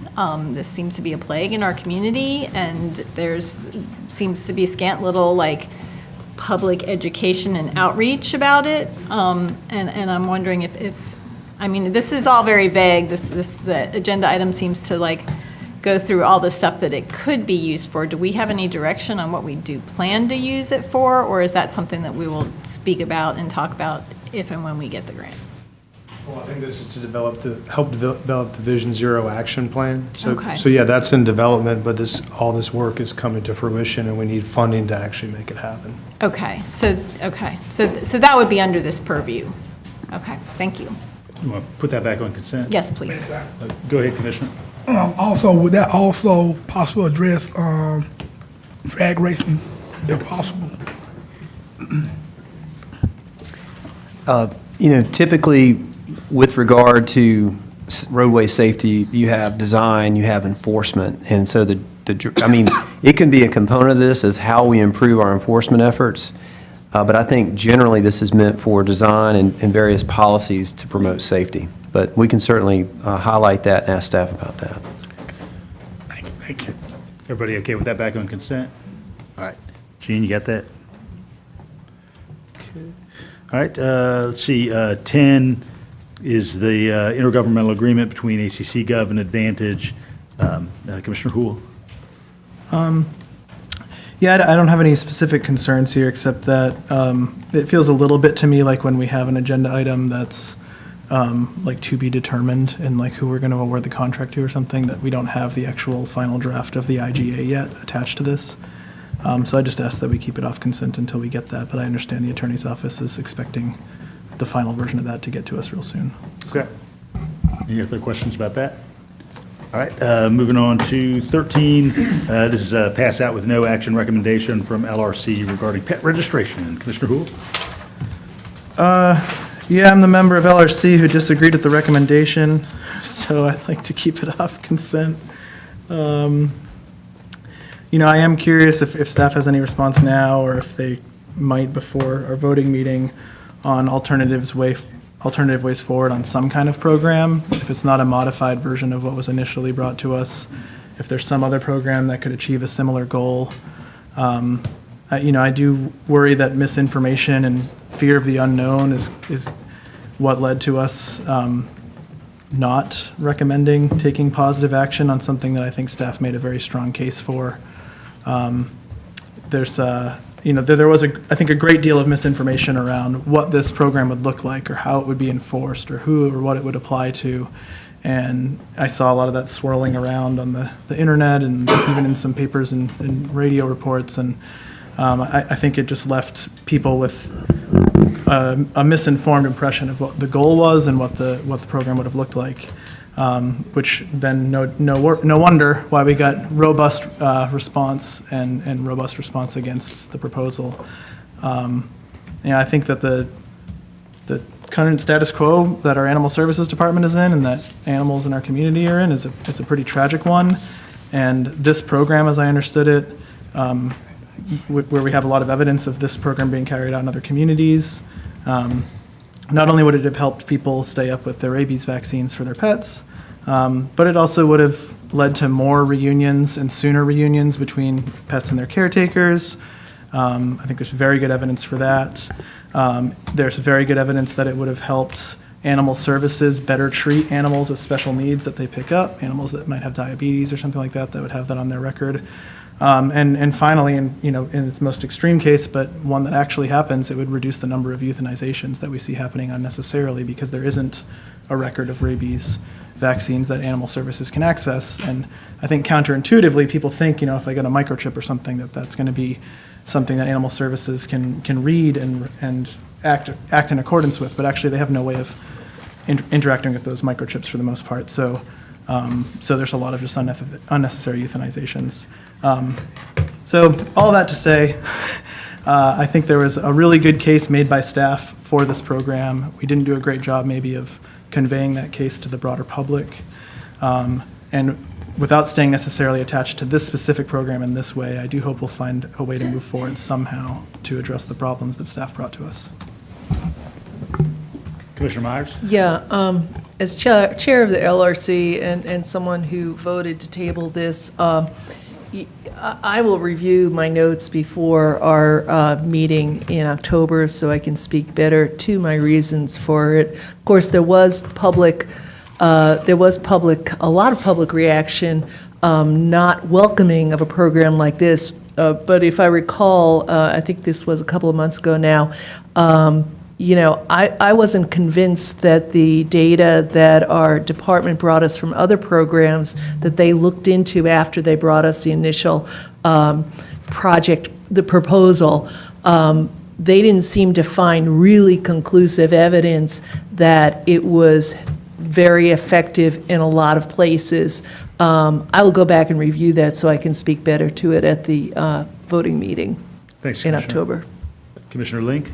Yeah, I'm interested in seeing some of the data and notes from those LRC meetings because I listened to some of the things that Commissioner Hull speaks to, especially when it comes to euthanizations and rabies, assuring that every pet owner has their pet updated on rabies vaccines. I live in a neighborhood where we had a rabid fox take out a cat a couple summers ago. So, it's really important. We were a very transient community with a lot of young people who are on their own with pets for the first time, and we need to make some real effort in assuring that those pets are properly vaccinated, not only for the health of the pet, but for the health of the greater community. My neighbor got bit by that fox and had to go through a round of rabies. And I mean, how many people, I just dread the day when somebody doesn't recognize that they might have been bit by a rabid animal and ends up succumbing to rabies, because it's not a pretty way to go. So I would like to see us come up with some program that would drastically increase vaccination rates. Commissioner Wright? Yeah, I don't want to take time to try to rehash the committee work, and some of the topics about the chip reader do not seem accurate to me, Commissioner Hull, with all due respect. The chip readers are available, and I think making sure that folks change the address on the chip for their pet when they're moving to this area. But the committee did vote to move out without action, and I hope that staff is not going to try to redo committee work between now and the voting meeting because of one commissioner. You obviously, you let us know at the committee that you didn't agree with no action, but it was the dominating voice and vote of the committee to move on to more pertinent topics that would be accepted by the community. I believe it was a record 1,400 and plus surveys in 5 days, overwhelmingly no for this. It was called the pet tax. So community outreach and improving vaccination is not directly correlated to penalizing people for not having it. It's very expensive to have our healthy pets, and I think that we should support the community and animal outreach that allows people to afford to keep the vaccinations up to date on their pets and the chips current. But I certainly hope that staff, because of one committee member, is not going to try to redo the work between now and then for another alternative. Thanks, Commissioner. Commissioner Thornton. Yes. Thank you, Mayor. I'm agreeing with Commissioner Wright. I don't think that's why democracy don't work. Because when you have a majority that votes, that's the majority. Now, I feel as though I'm a dog lover, and my baby came from the shelter. I'm trying to get another dog. And maybe everybody is not as passionate about animals that I am. But when we start adding tax, if there's another way to do something, fine, but a pet tax, the same people who adopt these dogs will take them back. You know, you're making me pay for something extra, and then you're going to still have a full shelter and euthanasia. I just think that if we don't want to vote for something, let's just don't vote for it or vote for it. But to give another task to staff that is already burdened, I think that is really very insensitive. We voted. We should not be asking staff to come back. Now, if Commissioner Link wants to look at the minutes, download them. Commissioner Meyer says she's going to look at her stuff. But let's try to act like everybody is not crazy just because they don't agree with you. Commissioner Culpepper. I agree with Commissioners Thornton and Wright. The results of the survey were overwhelming that people were against this ordinance. And a lot of times we hear, well, y'all aren't listening to your constituents. This is exactly what our constituents said. They were against this ordinance. So I agree. I don't know why we need to move forward if our majority of the surveys, the information we got back, all the constituents were against this ordinance. Thanks, Commissioner. All right, and as a standard practice, all of these consent items will be up for a vote at our first Tuesday of October meeting in the form that you see here. Moving on to items that were on new business, 14 is abandonment of a component of North Lumpkin Street, which is just a part of following the master plan for the North Downtown redevelopment. So, questions about this item? Can it go on consent? This has to get 2 readings because it's part of the state code around roadway abandonment. So this won't be the last time we see this, but we have to have 2 hearings around it. Thanks for clarifying. Yep. All right, moving on. 15 is a change order under title only for the Classic Center Arena. Manager Williams, do you just want to outline the broad strokes of this? Yes, sir. Thank you. Sorry, I wasn't ready for that. Part of this change order, there's a number of things that we need to clean up moving forward. We had hoped that the bridge and stair would be a part of this change order, but it may not, the pricing and the direction that we want to go in may not be accomplished in time for the vote. So we're still looking at that. Okay. Thank you, Manager Williams. I have a question. Mr. Mayor, when will the Oversight Committee meet? Would it be meeting before this agenda item reaches us? The SPLOST Oversight Committee. The bond, Classic Center bond oversight. I don't believe they'll be meeting prior to this. Prior to this, okay. The next item is animal shelter improvements, and this is just a schematic design based on a SPLOST 2020 program. Questions about this item? Can I ask one more question about the Classic Center? Are we going to have the information about the change order before, we are going to have that before the meeting? Yes. Okay. All right. Consent, number 16. Everybody okay with consent on animal shelter improvements? All right. Gene, you got that? All right, 17 is the schematic design, as we saw at our work session, for the mental health recovery facility. Commissioner Houle?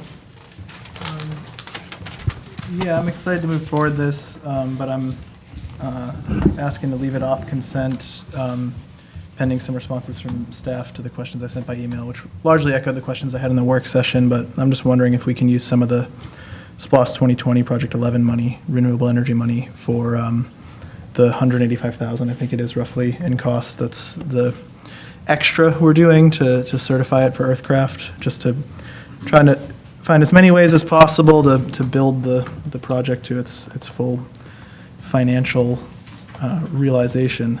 The other thing I just wanted to make sure to follow up on is, I'd like to get clarity on the EV parking spaces and if those are included in that $185,000 or if that's additional cost on top of that, because my understanding is that would also be an eligible use of those Project 11 funds.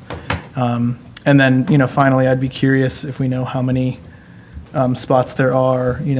Would our staff, would the Sustainability Office recommend adding more spots if there were funding from a separate source to do that couldn't be used for the facility otherwise? So if we're using Project 11 funds for that purpose, can we even boost the number that would be in that lot? So those are my questions, which are also by email. So We'll make sure that is addressed in the follow-up report. Thanks, Commissioner. Any other questions about this? I have a follow-up on that. Yeah. Yeah, and just on that question, the Commissioner Hull's first one, considering the Earthcraft certification, when there's an explanation of that, I think there are a lot of boxes to check off for Earthcraft certification that don't have to do with energy, but that have to do with other environmental factors. And so I want to make sure that that's clear, because with Project 11, we're supposed to be focusing on the energy transition and not other environmental factors that might be incorporated into other Earthcraft certification.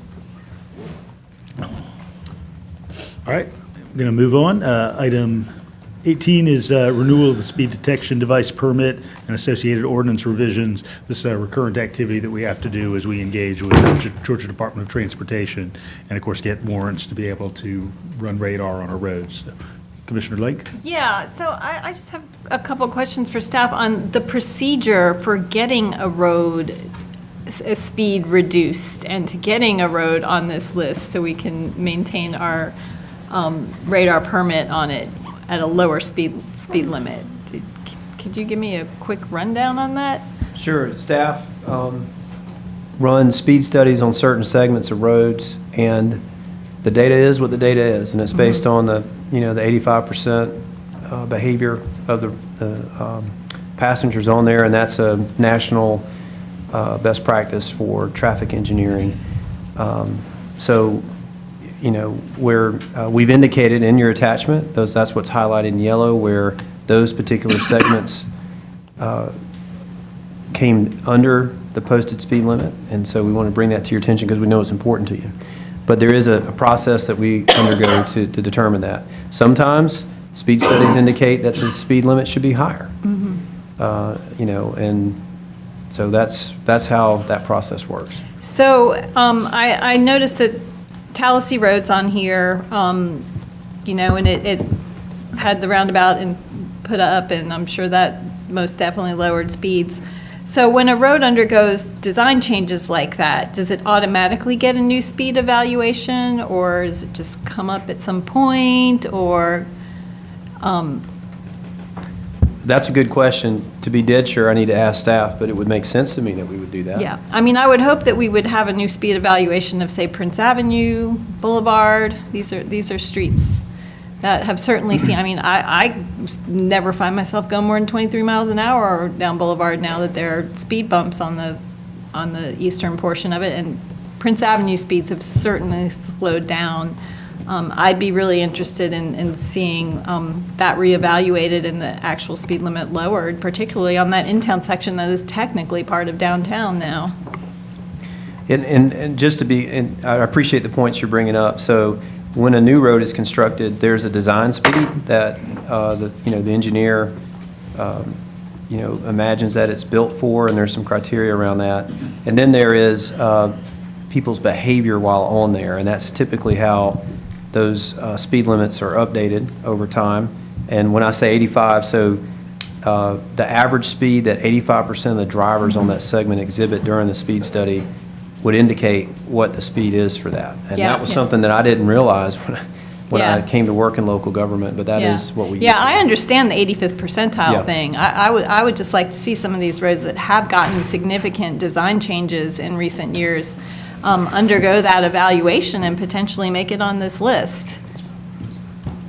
Yes, yes, thank you. Thank And you. just, when we talk about that too, vertical curves, up and down, horizontal curves, all those things come into play when you're. And Barber Street, which now has the three-way stop at Boulevard, I'd love to see that one evaluated as well. Well, and just so everybody understands, this is a triennial permit, and so once every 3 years, we get the opportunity to do this. And we did hear some of these same concerns, and so speed studies were undertaken. And certainly, once we get past this permit, we can begin working on, understanding what your priorities are for the next So one. is there no more current data for those particular roads that have undergone those changes that could be inserted into this and applied for in this round? I'd have to ask staff, Commissioner. Okay, yeah, if you could look into that, that would be great. Absolutely. Thank you. Commissioner Davenport? Yes, I will email you my question. It's just more technical of, yeah, so I'll just email it to you. Okay, and we'll follow up with y'all, and also to be part of the follow-up report. Thank you. Commissioner Fisher? So I live off Tallahassee Road. The speed has not decreased at all. Matter of fact, I was going home the other night. And it is not even a speeding zone to pass. Somebody passed me. We got several different speeding signs out. We got a 30 mile, which is a school zone there. Then we got a 50 mile. It jumps up. It goes from 50 to 30. So I hope we will take a look at that, but speed has not slowed down, and unfortunately, with the roundabout. So that hasn't been the case. Commissioner Taylor? I would like to see East Athens also, our roads get assessed for speed and safety measures. As you all know, there was a high-speed chase on the east side that ended in a car being flipped on Vine Street. And so I know that there, way before I was thought about running for commission, that there was conversations about traffic calming on the east side area. And so I would like for that area also to be a part of the conversation. Thank you. And Commissioner, it might be helpful if staff provided just what the timeline is for the SPLOST-funded Yeah. Nellie B. and Vine Street area traffic calming activity that's forthcoming. I just can't remember off the top of my head where that is in the rollout of the matrix. And if that's some of those particular T-SPLOS projects, if that's what you're referring to, I need to work with the commissioners. We need to set up a user group and get those meetings going. Anyone else before I return to Commissioner Link? Commissioner? Yeah, I did put in a work order a couple weeks ago for an evaluation of the Vine Street, First Street, for a potential three-way stop, just as Boulevard got a three-way stop at Barber and Cleveland Avenue got a three-way stop at College. So I'm hoping that can get evaluated and we can at least get a more thorough stop.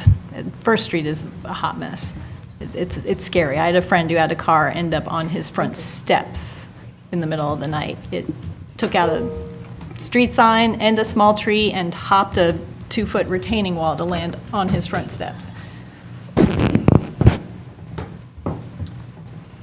All right, going to move on to item 19, this acceptance of the Affordable Housing Investment Strategy, and just to signal some of the things that kind of may following Commission's acceptance of this, and I'll have a conversation with Manager Williams and Attorney Drake as well. There will be some items that may get sent to committee. There may be some things that are naturally going to be part of staff activity, so I just want to make sure that I discern kind of what I may need to assign to committee from what would naturally flow from this. From a staff perspective, I mean, a good example of that is reinitiation of our land bank authority, something that we've done in the past and obviously was going to take some work to get into sort of running order for a contemporary version of it. Also noted at one of the recent work sessions that one prospect that I may want to pursue in conjunction with commissioners is taking a page from Macon and Columbus's book to look at an other local option sales tax program as they have running in those two similar sized unified governments. So there's some input from commissioners. Commissioner Fisher? Yeah, thank you, Mayor. I want to make sure that a couple things. I want to make sure that we separate the affordable housing from homelessness. I think those two separate conditions. I know we haven't got to 20 yet, but I want to make sure we separate that. On our affordable housing plan, and I'm going to stop saying affordable housing, I'm going to start saying workforce housing. Because when you talk about affordable, we have had this conversation before, what does that really mean? So I want us to really look at workforce housing. After looking at our plan that was put together, there's not enough meat on the bone right now, in my opinion, to move forward to what we want to do. First of all, we only have 3 entities locally that deal with trying to build affordable housing. We have Housing Authority, Land Trust, and Habitat. I'm not sure why we have not concentrated on widening our scope, trying to work with developers with land that they may have, and we may have to even give tax incentives. But the way that this plan is set up now, I can't support. I just think that there's just too much things that we need to do. One thing I requested from our staff is how much land do we own as a government? And are any of those properties big enough to build workforce housing? And when I talk about workforce, I'm talking about school teachers, I'm talking about firemen, I'm talking about police officers, I'm talking about people that work at our plants that can actually be able to live in this community. And right now, even if we recruit a junior faculty member at UGA, they wouldn't be able to afford to buy a house if they're single. Even if they're married, they may not be able to afford to buy a house. So I'm saying all this to say, we need some more work on this. And my recommendation would be to push this down to maybe December and let us really get behind this. Maybe we need to put a CDO together and see how this would work. But right now, in the form that it is, and I'm just one commissioner, I can't support moving forward with the strategic plan.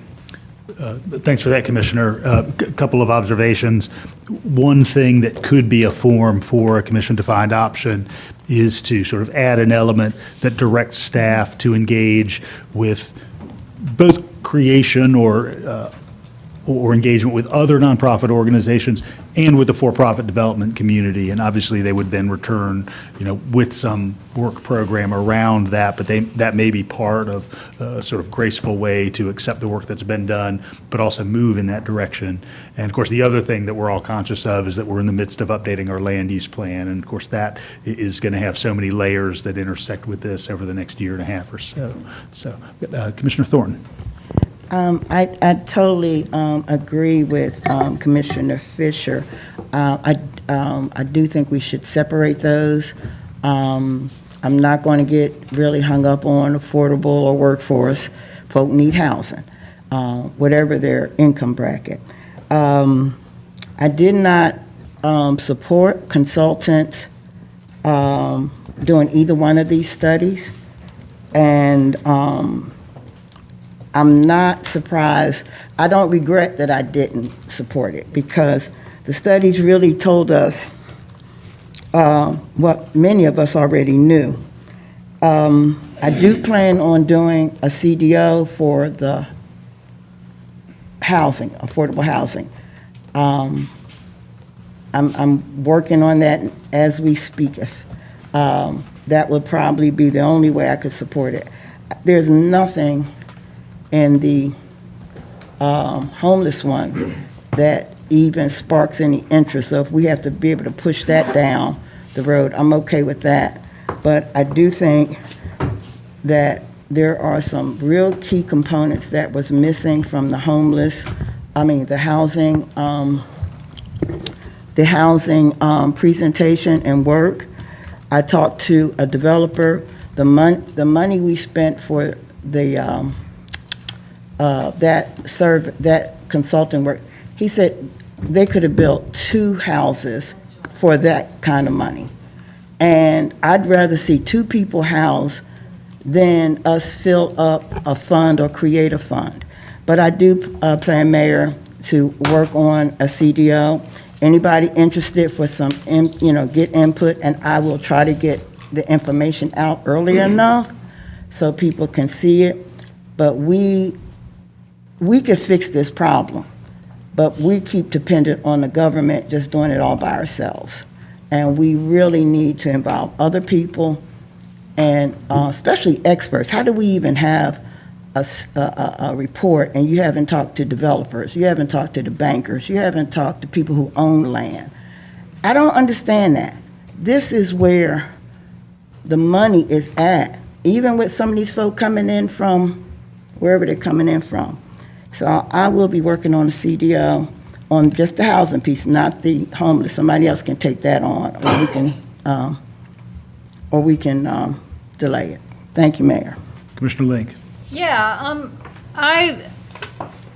my primary concern with this plan is how is it going to get carried out? Where is the money going to come from? And I had some conversation with Commissioner Fisher about that and my concerns. And I feel like this plan is basically the gateway to having that conversation. And so I would like to put together a CDO, and maybe Commissioner Thornton and I could put our heads together on this, that would basically invite those players to a summit, and a broad, not just real estate developers and banks, but I'm talking major employers, major property owners, the university, the school district, nonprofits, churches. Get everybody all in the same room, because we've had these little public input sessions, but it's been kind of the same players that show up to our meetings month after month, and they've been very small. I think we need to directly and publicly invite the bigwig entities that we need involved in this conversation and involved in finding the investment to carry out this plan and to assure that this affordable workforce housing is built. We need to spoon feed this information to them. We can't just, we posted, get online and give us your feedback, read the plan. I feel like we need to invite folks to an event and present the information, have the direct conversation, the direct invites, the direct outreach to the people who actually have the resources to impact this issue. So that's what I'd like to work on and present for a CDO. And a similar thing for the homelessness, like maybe it can be the same thing, a summit on affordable housing and homelessness, and you can go to one or the other portions of it, or you can go to both, but we need to directly present this information to the players in this community and beyond this community. Like, we need to invite lawmakers from surrounding counties to come and hear this information too, because we hear over and over again, that part of the reason we have a housing crunch here is because, there isn't workforce housing in the surrounding counties. We don't have that multifamily housing. And we hear over and over again that homeless people are coming here for their services. We need to talk to those surrounding communities, and we need to talk to our state legislators, because throughout this document, over and over and over again, it cites the limitations of local government under Georgia state law. So we need to talk to our state legislators and ask the public to talk to our state legislators and pressure them to change some of those laws to give this local government greater control over things like rent regulation. Because we really have very little power when it comes to actually assuring that affordable housing remains affordable. Thanks, Commissioner. Just a couple quick notes. Toward the end of the HRNA report, there is a list of some of the for-profit development entities that were engaged by staff and the consultants through the process. So there are at least some folks already at the table, which is helpful. Also would make a note, and I think I may have communicated this in just one of the email wrap-ups to commissioners, is that there is a statewide study group that is underway right now around housing production, and it's a collaboration between the state home builders, the state realtors, the State Chamber of Commerce, Habitat for Humanity International, the Association of County Commissioners of Georgia, and the Georgia Municipal Association. So I was generously asked to be a part of that. And so we're meeting in a series of 3 two-day-long workshops throughout the autumn. And this, of course, has been an issue under fervent discussion under the Gold Dome in Atlanta, not so much regulating rent control nor providing source of income legislation, but more about how it would impact local government's ability to do things like zone property vis-a-vis property size or design requirements. So my hope is for the entire state of Georgia that we come to some common ground through this series of engagements. But I think the wider point is that this is a regional question, and it's not one we're in alone. Jackson County, Oconee County, and other neighbors are facing some of the same crisis. Obviously, they don't have some of the same tools and allowances that we have here in Clarke. So, Commissioner Houle? Thank you, Mayor. To Commissioner Link's point, I'd just like to emphasize a question of what do we do with the limited power that we do have? So yes, we should do our best to talk to and urge others to talk with our state legislator, and yes, we should do more insofar as we are able to coordinate with or collaborate with or communicate with neighboring counties. And we should also take action here. I think that this study maps out some very specific and solid steps that we can take.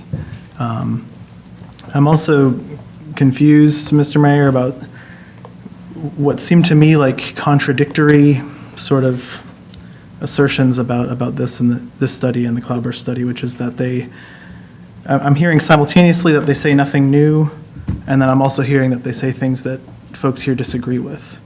And I just don't understand how we can have studies that say nothing new and then say, so we don't need them, but then also say things that we disagree with or want to disregard. It's like, kind of like, well, which is it? Is this old information that we didn't need the study for, but now we can do our best to act on or tell everyone the story about how we've already fully acted on it?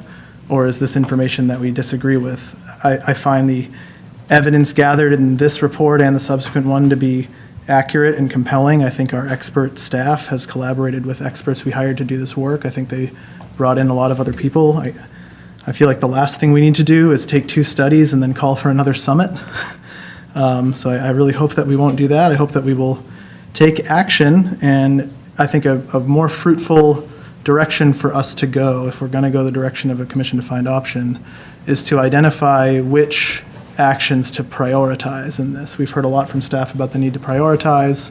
We've struggled to do that ourselves with our own strategic planning. There's a lot of key strategies in this study and the next. Maybe we can pick one or a few that we really want to prioritize, but ourselves kind of reinventing something to do instead doesn't make sense to me.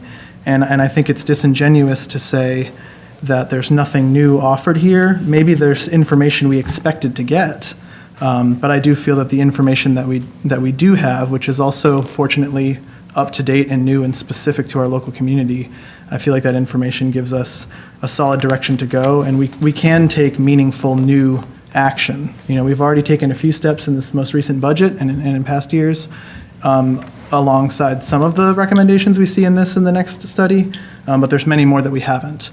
And when we consider that the scale of the problem does indeed exceed the capacity of a local community, including this community, doing more where we can seems critical. Thank you.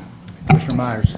Yeah, I would be interested in working on a CDO that accepts this and focuses it in more and perhaps expands it and looks at some of the other housing needs that Commissioner Fisher did discuss. But I think there really is actually this report clarified for me that the extent of our affordable housing problem and issue and challenge here for people with the numbers that it gives of people who are making under $50,000 a year in their household, and the the fact that there aren't houses that equal, there aren't apartments for the $900 a month that might be the 30%, of income that would be acceptable for these people not to be housing burdened.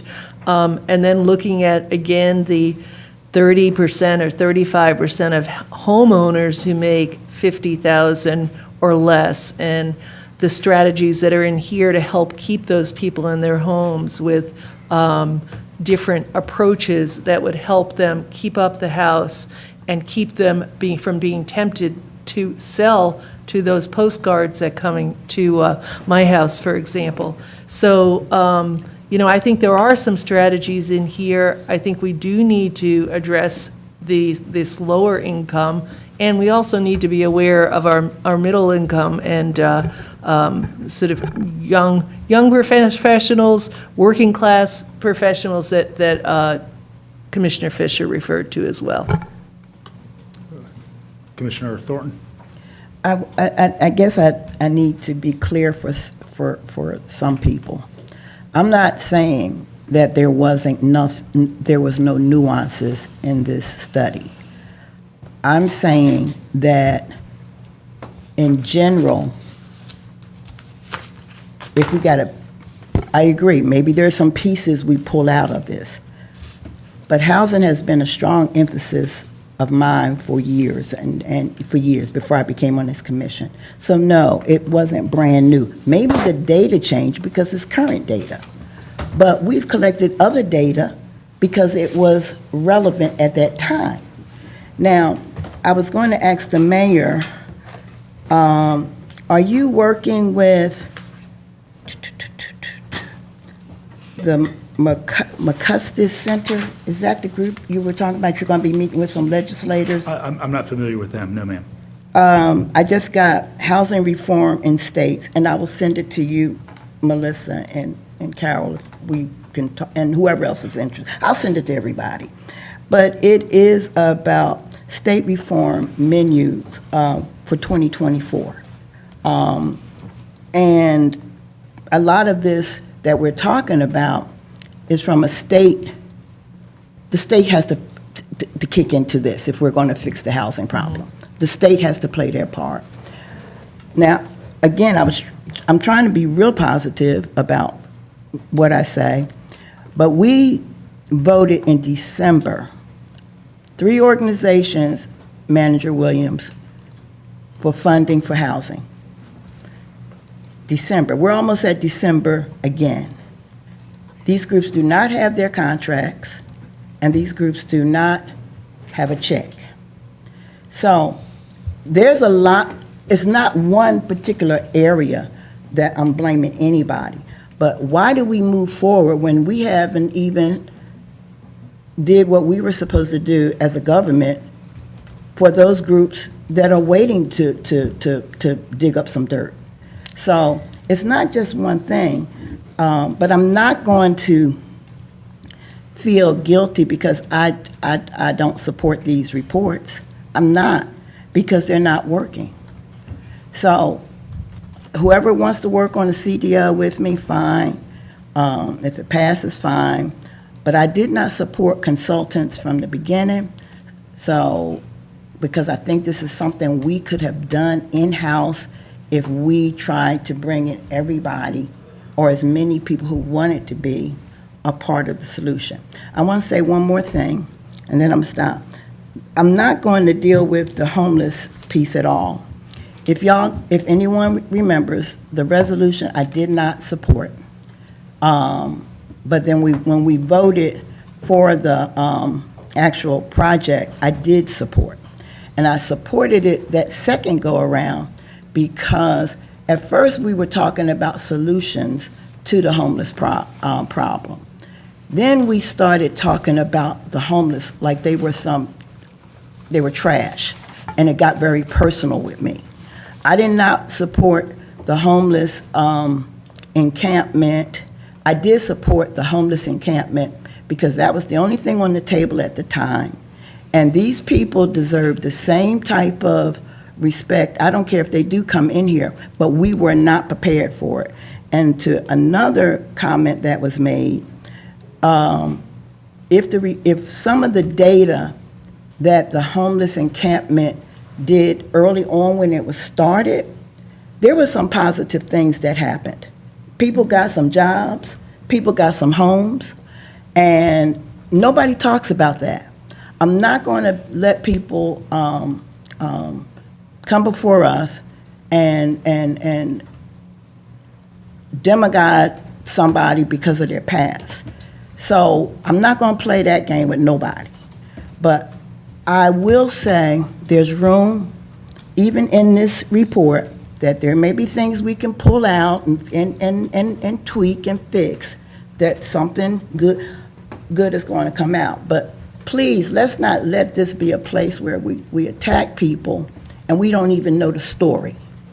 So there you go. Thanks, Commissioner. Manager Williams, did you want to speak to the status of those existing funding approvals with our American Rescue Plan Act Housing Fund? I'd have to go look at that, sir. Okay. I've already talked to Assistant Manager Jones about this about 2 weeks ago or 3 weeks ago, and he assured me those contracts were going to go out that next week, and here it is this week, and it's still not out. We'll follow up on directly. Thank those. you. Got Commissioner Davenport and then Commissioner Link. So just a clarifying question. You were planning on before October 3rd to have a plan, work something out to send to us from the manager's office? Did you make, from the manager's office and components of this plan to LRC or GOC? No, in subsequent months, okay. There may be some elements that stem from this, and I gave the example of the Land Bank Authority, which is something that we're going to have to work through mechanistically to determine how our acquisition of properties through a Land Bank Authority would work, how maintenance of those properties would work, how they would be disposed for affordable housing. So that's just one example, but there may be others where there may need to be some subsequent committee assignments, but not ahead of the October vote. Okay, thank you. Commissioner Link? Yeah, I just want to make it clear, I support this plan. I support the homelessness strategy plan, too. I just think that these plans are just a gateway, and we need to get more community buy-in on moving forward from this plan, because neither of these plans can be carried out without that buy-in. So that's the CDO that I plan on working on, is to adopt the plan and come up with a clear strategy moving forward to get the necessary community partners at the table to assure that these plans are carried out. All right, we are moving on to 20, acceptance of the strategic plan to reduce and prevent homelessness. Commissioner Houle. Thank you, Mayor. Yeah, I'd just like to begin by reiterating my view that the need for affordable units, and specifically permanent supportive housing units, needs to be part of how we carry forward the key strategies in this plan. There's a lot in this plan, so I'm not imagining that that's necessarily going to happen first, and anything we try to do is going to take time and take a lot of resources. But when I think of this plan talking to the affordable housing plan, I think one of the most powerful ways the two plans can talk to each other is for us to set up that housing fund recommended by the affordable housing plan and draw down LIHTC funding from the federal government that we're currently not getting, that we could get, to turn our dollars into more dollars, and to use that funding for permanent supportive housing. Not entirely. I agree with colleagues that a diverse array of housing is important. And we need to be looking at workforce housing. We need to be looking at affordable housing. I also think we need to be looking at deeply subsidized affordable housing as part of how we move forward. And a lot of the folks that we're talking about who are unhoused, especially chronically, are folks with behavioral health needs who just don't have supportive housing. And that's something that we hear over and over again from service providers. So I think a lot of this plan, as it's mapped out, is setting up strategies that will help us build a more efficient and effective pipeline, if you will, better collaboration, better coordination among our service providers. I think it's important that we also make sure that that pipeline leads somewhere, that we're moving people into permanent housing and not just finding a way to provide better shelter, but nowhere to go from the shelter. So it's a yes and. There's certainly a need for us to have more and better shelter as well. But I hope that we will be looking at housing for those folks as part of this. I do also want to just share, usually I use that light to keep in my 3 minutes, but try to be brief here. We are a city surrounded by a large rural area comprising dozens of counties and cities. And all of those counties and cities fall in what's referred to as the balance of state, the federal designation for the whole of the state. That's not the 7 counties and the 1 city, Atlanta, that has their own status. And so, when we hear, it's not that we're like aspiring to be a hub. We just are a hub. A city is a hub. And so we are a hub because we are a city. Just like we're a hub that has music shows and restaurants and retail and a lot more jobs and a lot more schools and hospitals and all sorts of other things. So we're a hub for all sorts of services that maybe don't carry the same stigma and maybe are not being sought out by people with high needs or behavioral health challenges, but we're also a hub for folks in those circumstances. And I think anyone who's worked in the field, and I have, and has had lived experience also knows that sometimes we're a lot closer to being in those crises than we feel like we are day to day or week to week. The last thing, I was very charmed by some of the remarks we got tonight from some of the folks in the public. The tubs, I like the tubs. But, if we're going with the tub analogy, I'd just like to share, the culprit for the overflowing tub, if that's what we're going with, is our shortage of housing. It's our lack of resources, and it's our inadequate coordination of those resources. So I do think that this plan maps out some specific strategic actions that we can take that will indeed be different from actions we and others in the community have taken before. And even if we find a way to act on all of the recommendations in here, because we are but one small local community, it won't entirely meet the scale of the problem, not all on its own. I mean, that book that I mentioned before, Homelessness is a Housing Problem, that really maps out very clearly with data that what we've got in this study completely parallels what we see in cities across the country. And the cities that have less of a homelessness problem, that have seen less of a spike in recent years, are cities that have more abundant housing stock. And so that's where I think we really need to look at how our affordable housing strategy provides more stock for these most precariously housed or unhoused people to get into. And also just to recognize that, the promise to do the work here is not a promise to totally solve the problem, because the problem is very complex and very large. Thanks. Commissioner Myers? Yeah, I had the opportunity and the time to attend the presentation on the homeless strategy today that the Chamber and Envision Athens sponsored with a good long discussion. So we had our discussion last week with the work session and clearly probably spent more than 30 minutes on it. But this was 2 hours and it was very helpful for me. I've read through the report. I've looked over the short forms and the presentations, but today it was very convincing and clarifying to hear this from the people who are working both in our Housing Community Development Fund, and I want to thank all the staff there because they did just a great job, and with the Continuum of Care coalition, homeless coalition, people who got up and spoke. And I said, actually, that I was to our director of the HCD that I was having a little anxiety about this because there's so much to wrap our heads around in terms of the affordable housing and the homeless plan here, and I was very. I left feeling much more confident about the strategies that are laid out here. What this plan gives us is a start to do something much more coordinated in our community, and starting with the staffing of the continuum of care and having someone in our community. In some ways, compared to the last plan we talked about, this one, we are assigning a person to this position who will be thinking about this all the time and who will reach out to our neighboring communities, especially if we make sure that that's part of the RFP and such when we go in those directions.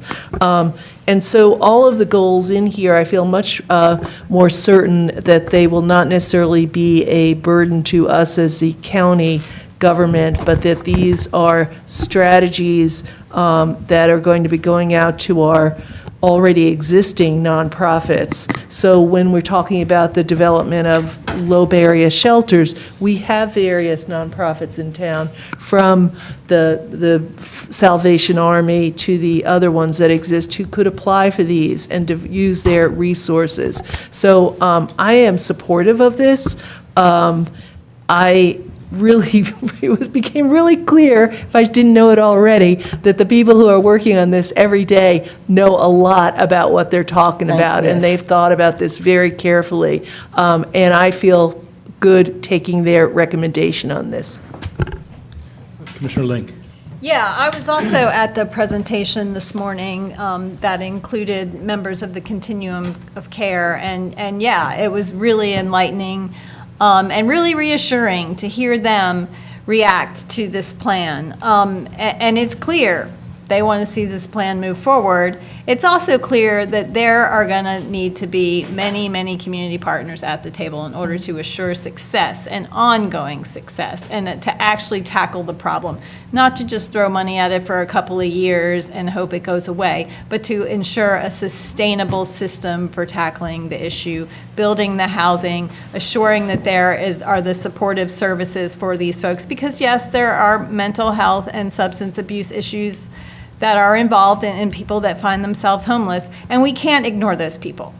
I've heard some comments today that, those people don't deserve to be treated for their homelessness, but what do we do with folks like that? We need to care for them. And whether or not they've lived in Athens for 5 years or 10 years or 2 weeks or whatever, they deserve treatment. They're human beings, and we are a compassionate community, and we can reach out to surrounding communities and ask them to contribute resources. But first and foremost, we need to assure that human beings are treated and that they have a safe place to lay their heads at night. And this is a start to get there, but we need to communicate it to the rest of the community, to partners in the community that can join us in tackling this problem. Commissioner Thorne. I totally agree with everything that was said, and I always want to come back to us as the government. We at the end of the day, and I don't think one of the options is we're going to have to revisit our zoning codes. We're going to have to go back and revisit our zoning codes. With the increase in developing, developers are having to go through a whole bunch of hurdles because of our zoning code. So that's one thing that I would like to see somewhere in our discussion. The other thing, I have 3 calls. I have people who have land and they can't put their modular home on there. We've got to look at stuff like that if we're serious. So those are ACC Gov stuff that we need to. So we just can't talk about, the nonprofits out here that's doing the best they can, and we surely should not be belittling people who are vulnerable. That it's their fault. I think that we as ACCG have to take some responsibility on our ordinances, our zoning, and I do think that we should be extending that olive branch out to developers and bankers and bring them to the table. And the last thing I want to say, and I know Commissioner Link might throw an ink pen at me on this one. At the luncheon today, I was sitting with some UGA folk who talks about UGA students that are homeless. Big number. But we think that all the students that go to UGA are elitists, and, many of them are going from sofa to sofa while they're trying to get their education. So that's another. I don't think we're going to see them on the corner nowhere, but it's a number that is contributing that we should be concerned about. And notably, given my experience in student services, I've had friends on the campus end of student services, and they've reported that every semester there are dozens of university students who are living in cars. It's not an unusual phenomenon, sadly. While I think it's widely noted that we've got a large and well-heeled undergraduate community from North Metro Atlanta, there's also typically around 16 or 17% of undergraduates who are on Pell Grants. And those are people who are trying to move And their maybe lives that's the forward. hook to bring UGA around the table. They're dealing with a homeless problem, whether they know it or not. But we're talking about how do we get people around the table? There's a good project underway through the Fanning Institute that I know many of you worked with on supporting students as they come out of homelessness and out of foster care as well. So David Myers works on that project. Commissioner Link, no, I'm sorry, Commissioner Wright, I apologize. That's all right. Yeah, it was so robust. I didn't want to throw in some new ideas. I guess I'm going to talk a little bit about 20 and 21 together. Although it's title only on the transition plan, it is actually, an imminent timeline that we have coming with the encampment. So I'm hoping that when the details of the title only come forward, they will focus on that imminent solution with the December 31st deadline coming and the what would be the appropriate timeline of solutions that we need to be going on straight away. And that when we talk about 20, I'm good with us accepting the strategic plan. I want to make sure we're all clear and using the right terms of accepting a study versus adopting the study versus implementing the study. And I've heard and been listening that there is more, perhaps with the commission-defined option that might be coming forward on this one or holding it to make sure that when we get to B, so A is accepting the plan, B is approving the proposed allocations of the remaining $4.5 million. It could be that allocation phase of this agenda item is not going to be ready in 2 weeks. And then making sure that the key, the Homeless Coalition is getting, keeps the momentum that they need, and that's in like C. So anyway, I look forward to what we can get done, what we can accept, and what we will nail down. And I do like the parts that I am hearing about the solutions and transition for the December 31st deadline. Thanks, Commissioner. Commissioner Culpepper has not spoken yet, and then I'll get to you, Commissioner Myers. I would like to see something added to the plan. They talked about it in our presentation last week that Cloudburst gave that said that Athens-Clarke County is outpacing the rest of the state in the growth of homelessness. So we do have a problem with homeless coming in. I think it's more of a regional thing. We need to figure out solutions to how to create a regional coalition to address this, or we're going to have to fund the surrounding communities, homeless people coming into our county. Somebody mentioned earlier, we're here to take care of our residents. Yes, and if other people are bringing them in to our community, they need to be held accountable and help some kind of financial way for them to help us fund this program. And likely that's going to have to involve some state action, I would anticipate. Commissioner Myers. Yeah, actually, following up on that first is that Commissioner Hull mentioned this before, but I didn't. What I learned today was that our surrounding counties are not part of our state designated continuum of care, but that they are all part of this at large. The remaining 90% of the state, a continuum of care. And so that's something that would need to be addressed at the state level. I think also that a lot of people have brought up different ideas, and I know today that the members of the Homeless Coalition talked about how they're going to be establishing their board, and they need to diversify that with members of the people who were there today, members of the business community, realtors, bankers, and a more diverse representative body that isn't just the providers. And I know that they welcome that. That's something that they saw when we visited the Homeless Coalition in Alabama.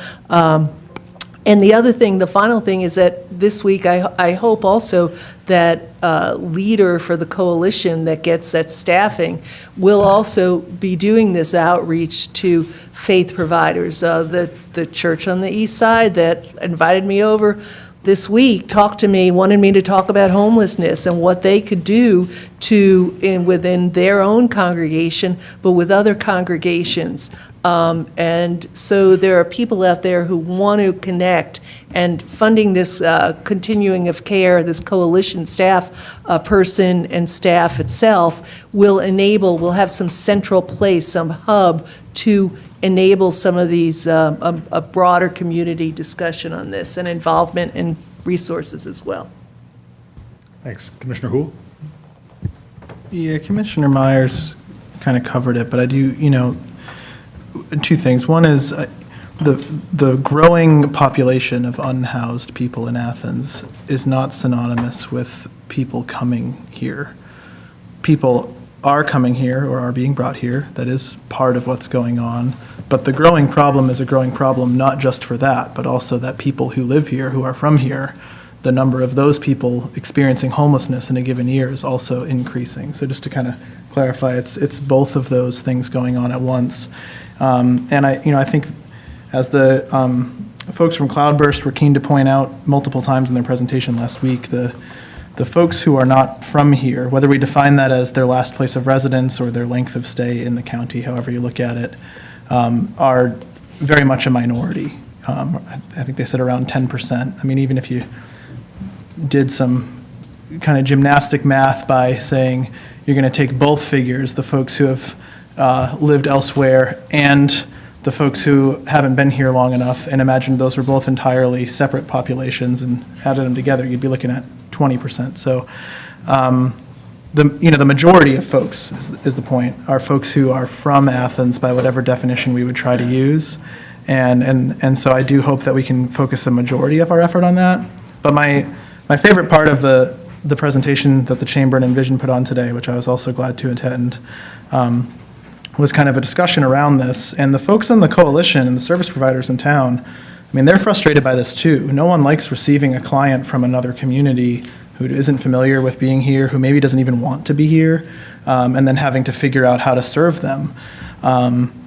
And what they kind of keep going to, what the coalition members and the service providers keep going to, is so who's going to do that communication? Whose responsibility is it to communicate with those other counties or the hospitals in those other counties or the many different people and organizations outside of Athens that may, for whatever reason, be bringing someone here, sometimes against their will? And that's where I do think one of the most important things we can do is agree with, through adoption of this plan, and fund the staffing of the coalition. And the coalition, I think, has a really strong plan mapped out for how they're going to reimagine themselves. They're going to kind of disentangle the service providers from the leadership of the organization to facilitate better coordination among those service providers, better communication with this body, with this county government, with our HCD staff, and also to do that advocacy not just within Athens, and not just maybe to draw down some extra funding, but importantly, to do that communicating to other communities. So if they're hearing from service providers, man, a lot of the folks who are coming to us are coming from Gwinnett or coming from this particular hospital or whatever, there would be an entity who's not tasked also with their limited full-time staff to engage that person. There would be a separate entity that can kind of do that communication. And so I think that's one of the smart things about this strategy, among many others. And I hope that we can maybe find some agreement there. Thanks. Thanks, Commissioner. All right, if you're looking at 21, of course, it's title only, and that's the transition plan for sanctioned homeless encampment. Of course, that contract ends at the conclusion of this calendar years we've talked about tonight, and so staff is going to be bringing us options for sort of how to wind down that activity. So I know you're working on that right now, Andrew Williams. All right, we are going to hear 3 planning and zoning items. Can we take a quick and break? This 51-year-old body needs a break. And so it won't be a very long break, but let's call it about 8 minutes, and we'll see you back here in your seats. And I'm going to relocate. Y'all gotta quit drinking all that water.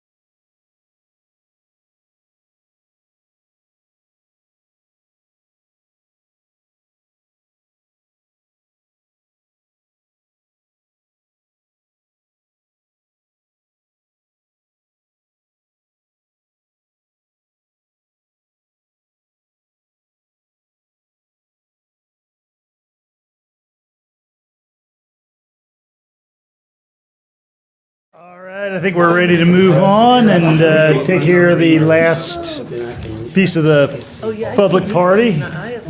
We have, my friends, 3 planning and zoning items tonight. Each one of these will feature a presentation from Planning Director Brad Griffin. We'll have an opportunity for up to 3 minutes per individual of public input on each item, and then commission discussion. So first of these regards 575 Macon Highway. So Brad, I'll turn it over to you. Thank you, Mayor. Let me just quickly apologize to you guys for my phone. Who knew I had iHeartRadio on my phone? I didn't know. My apologies. I've been doing this for many, many years, and my phone has never gone off in here until tonight, so I apologize. Was it Taylor Swift? I don't know who it was, but I couldn't make him stop singing, whoever it was, so. It would not have happened on my flip phone, that's right, so. All right, we've got 3 for you this evening. All 3 of these are straight rezoning requests, so none of them include binding development plans that you're used to seeing a lot, so a little different. First is at 575 Macon Highway. This is a request to rezone a piece of property that's a little less than an acre from commercial general to RM3. It is to be noted that the RM3 multifamily district is the only district that is deemed to be compatible in the general business future land use. There is a concept plan that shows 11 apartments with a mix of unit types and parking, but because this is a straight rezoning, that is just a concept plan. The action that you would be taking would be simply to change the zoning if you deem it appropriate, and then anything permitted under RM3 could be built on that property. You see the property here. I think technically it's 0.88 acres on Macon Highway between the bowling alley and Windsor Place condominiums. Current land use, future land use is general business, which the RM3 is compatible, which is why this is a type 2 rezoning. And then the change from commercial general to RM3 is shown here. This is a concept plan that shows what could be built with less than an acre and limited frontage. It's going to be restricted by the time you've put in parking on how much could be built, but this would be an example of something that would be deemed code compliant under RM3 that could be placed on the property with the RM3 zoning. It does include ground floor residential with units over the top of it in this configuration. Planning Commission recommendation, they felt like it was compatible with our 2023 comprehensive plans from a standpoint of increasing inventory and supply of housing, and it would be considered really an infill development based on existing development around it, compatible with future land use. And this is a corridor that is viewed by the Planning Commission as we move through our land use updates as one that could potentially be looked at closely for other types of housing options in the form of missing middle. There was a sewer condition that was noted in the staff report that had been satisfied by the time it got to the Planning Commission, and with that, their recommendation to you with a unanimous vote was to approve the rezoning. All right, thank you. Is there anyone from the public who would like to speak to this item? Yes, I'm Michael McClendon from Princeton Mill. I'm speaking as the president of the Princeton Mill HOA to address this issue. For the last 3 years, our community has consistently brought before you the traffic problems on Old Macon Highway and South Lumpkin Street, and Athens-Clarke County has done nothing. Traffic now is at the point where sometimes it backs up all the way from the entrance to our community all the way to Macon Highway. And the other day, it was not only backed up all the way to our community at James White Lane, but you could park there, and it was backed up all the way to St. James Methodist Church.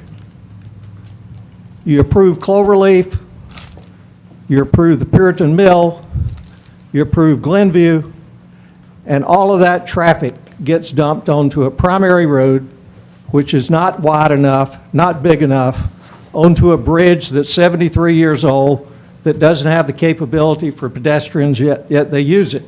And now you want to approve apartments right at the intersection of Old Macon Highway and South Lumpkin. And if you go out there to that actual location and you were to stand in the middle of that roadway, within a 100-foot radius, there are like 7 or 8 intersections right there. So my question to you is, how much is enough? I mean, at what point is it no longer tolerable for us to be choking on traffic? We do not need any more high-density housing in that area. We can't get out now. So my question is, again, how much is enough? At what point will you finally start paying attention to traffic?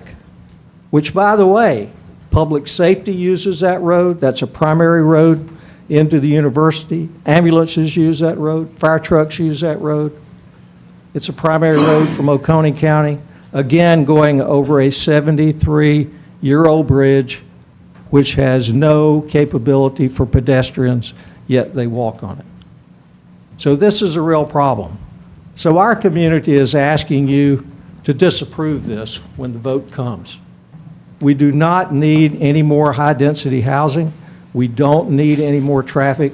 We're choking on traffic now. Thank you. Thank you, Mr. McClendon. Is there anyone else here to speak to the submission?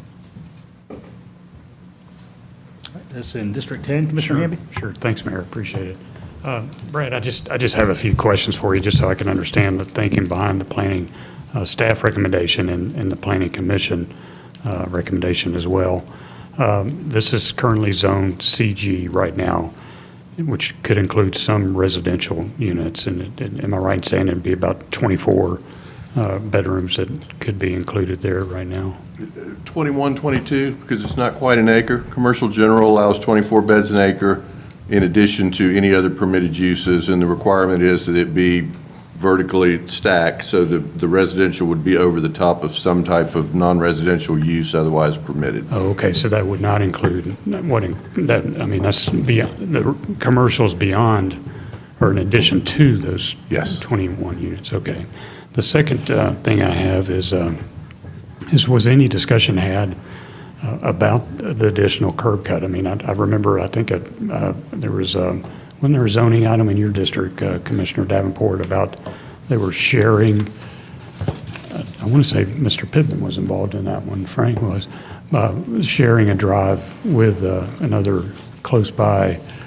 Was there any discussion about sharing a drive with Windsor Place or I would say the Showtime bowling alley, but that's probably be a bit more difficult. No, the only, we send these out to all of the departments that have technical reviews as part of our staff report, and the only comment that we received on this one from our traffic engineering division was that that driveway would need to meet the minimum 150-foot separation from the bowling alley or the entrance to Windsor Place. Okay. But not about sharing a driveway. Okay. The other thing I noticed in the report is it makes a couple of comments. RM3 allows for rents for each apartment to be less than it was if it were RM2, which RM2, as we saw on the map, is all around this area. Another quote from it was, rezoning this to RM3 will result in quality infill with affordable housing prices. You know, based on the previous discussions about affordable housing prices, how do we know this will happen? And was that in the staff report or in the applicant's report? It was in the application report. I don't think we would. I mean, there was no commitment as part of this because it was just a straight rezoning to an affordable housing component. I think anytime potentially you're allowed more density, your land costs are fixed, you're allowed to build more units on the same density. Right. Perhaps they could be offered at a lower price, but there was no commitment as part of this to provide affordable housing. Right. Did anybody, I noticed staff asked about, or the planning commission asked about affordable housing. I didn't see what was the response when they asked about it. There was no commitment to it. Okay. I guess I'm going to an area where I'm like, and I always remember what Commissioner Kathy Ward always said, when we're rezoning something, what is the community, what is the area around there getting in return? And I'm trying to, because we're doing a big favor here. I mean, it's a small piece of property, but they're using every square inch of this property to do something. So I'm trying to wrap my head around that. And I think if you're looking in those terms, which is a good way to look at it, the trade-off for approximately 20 to 22 additional bedrooms by going from CG to RM2 is in turn for eliminating all of the commercial uses that could also be put on the property in addition to the multifamily. You could build a restaurant or commercial space and put the 21 or 22 beds of multifamily over the top of it, and it would generate more trips per day. And that's by right they could do right now. That's by right now. And that- And I think that would generate more traffic on a daily basis than the straight RM3 with no commercial or office use associated with it. Okay. And can you speak to the binding part a little bit? I get it, and I know in the past where we've had conditions that this needs to be binding before it moves forward or something like that. I guess I'm just thinking broadly as our land use develops and stuff like that, but, you know, are we opening the door to setting a precedence here by the small parcel and then on other parcels by things being non-binding that, you know, the concept here, you know, they certainly present that, but they could, like you said in the presentation, could certainly, once we rezone it, could put anything eligible for RM3 there. But this piece of property, I realize, is not that large, but you see where I'm going, I guess. And I would say from a staff standpoint that a request to change the zoning of a piece of property without a binding plan that's compatible with our comprehensive plan and future land use is what normally takes place in most communities. I think you would be more prone to get potentially into deep water if you started requiring in all cases that we're not going to rezone property in this community anymore without a binding plan associated. I mean, I think developers, property owners have a right to request the zoning change if there are, I mean, traditionally the binding plans are attached to plan developments. And in plan developments, they're asking to do something different than what the underlying ordinance allows. In this case, they're asking to be granted RM3 zoning and then making a commitment that they'll follow all code standards in our current ordinance under RM3 instead of under CG. Okay. And the final question, and I'd love to hear others' thoughts on this as well. Final question is about the traffic, and you know certainly I can see where if it's by right, it might create more of a traffic with the commercial and the residential. But I noticed in their application, the traffic count was only through 2020. Has a more recent traffic count been completed that you're aware of? On Macon Highway, I am not aware of that, but I'll get you an answer before your voting meeting. And what does it take to get a traffic count done if that needed to happen, if we wanted to have that happen before? I mean, we typically run traffic counts around the county, and that's with our traffic engineering department. In terms of the formal request to have one done on Macon Highway, if there has not been one done, I mean, I think that would be a request through the manager's office too, and then they would ask traffic engineering what would be involved with it. Okay. They normally give counts for the MPO around the county. All three counties that participate in the Maycort's MPO are required by their participation to do traffic counts. But okay. I think since, if one hasn't been done since 2020, maybe it's an idea to put out there just simply because, as it was pointed out, a lot of the development around the area, I know the Glenview, a lot of those homes are fairly recent since 2020. Certainly the one on the corner there, directly across from here, and Puritan Mill, of course, is just recently completed. Yeah. So. You know, this, I mean, and people will make different arguments in terms of multifamily on what kind of trip generation rates per unit are appropriate. I mean, from a staff standpoint, planning department staff has always looked at it for this type of development. You're going to generate 7 or 8 trips per unit per day out of this type of a project, which is about 80 trips per day. Yeah. You could build a convenience store on this property by right, and it would generate far more, probably on peak hour, than that number.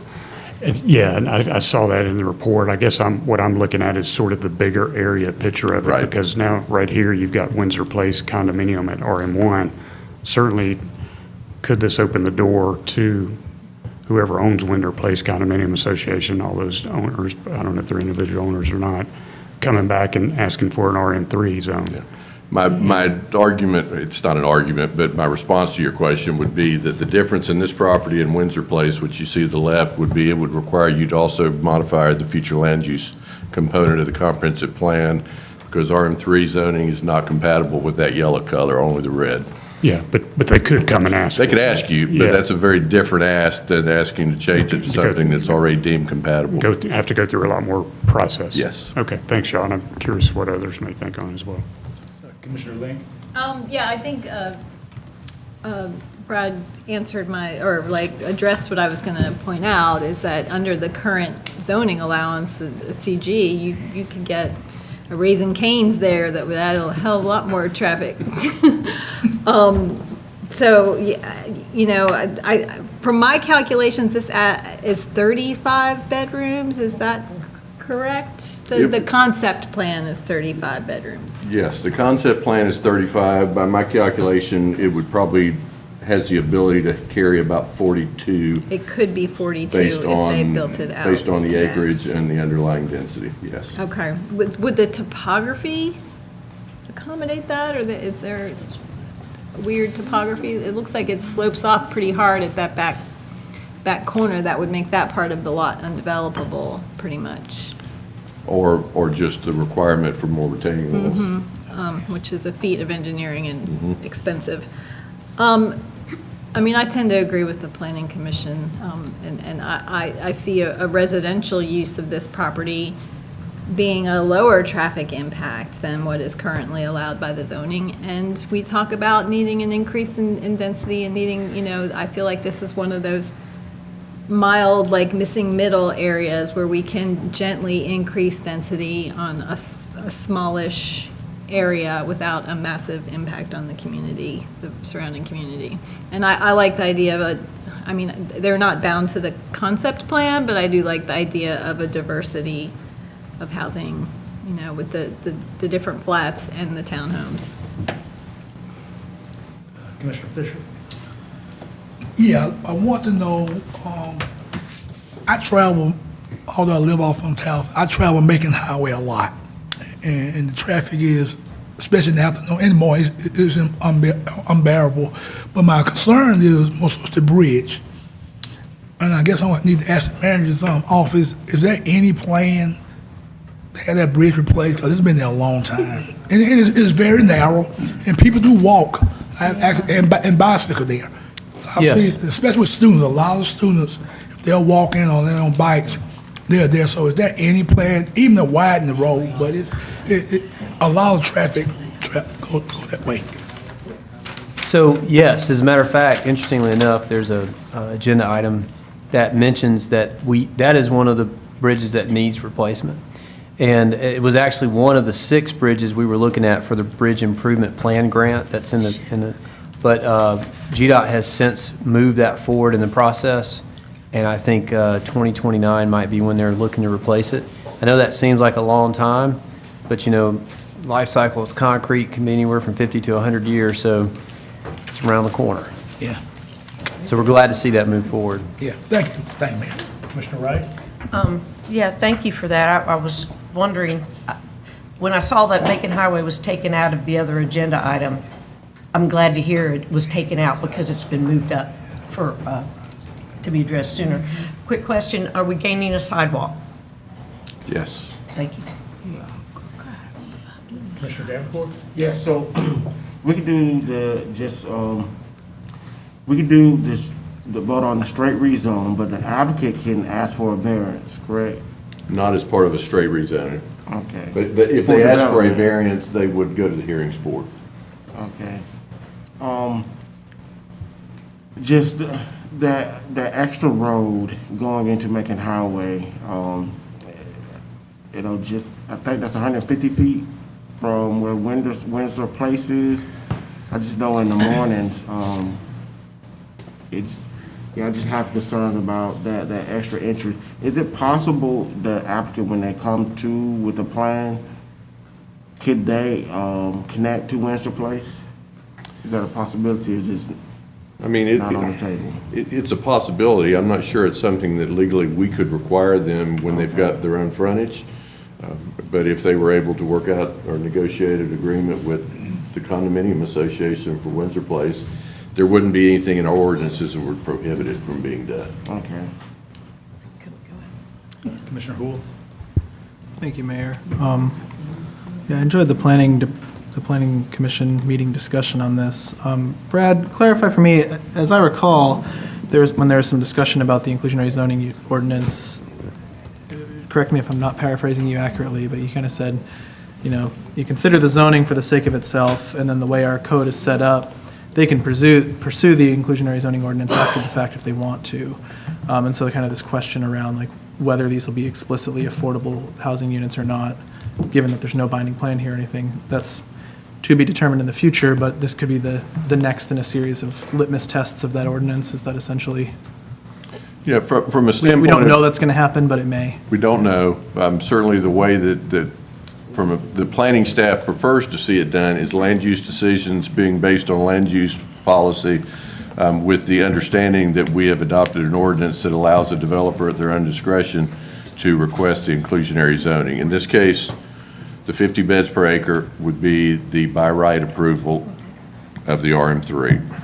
If they then came and requested through staff an opportunity to provide the allocated percentages of affordable in turn for, they'd get an additional 25 beds per acre. In this case, it'd be another 20 beds that they would add on, but then 15% of the total number of units would be required to meet the inclusionary standards. And am I understanding correctly from Commissioner Hamby's remarks about the kind of sharing of the driveway and then the obvious notes around the many different entry and exit points in that area? Can a condition for approval be that they have to find a way to share ingress egress with an adjacent parcel?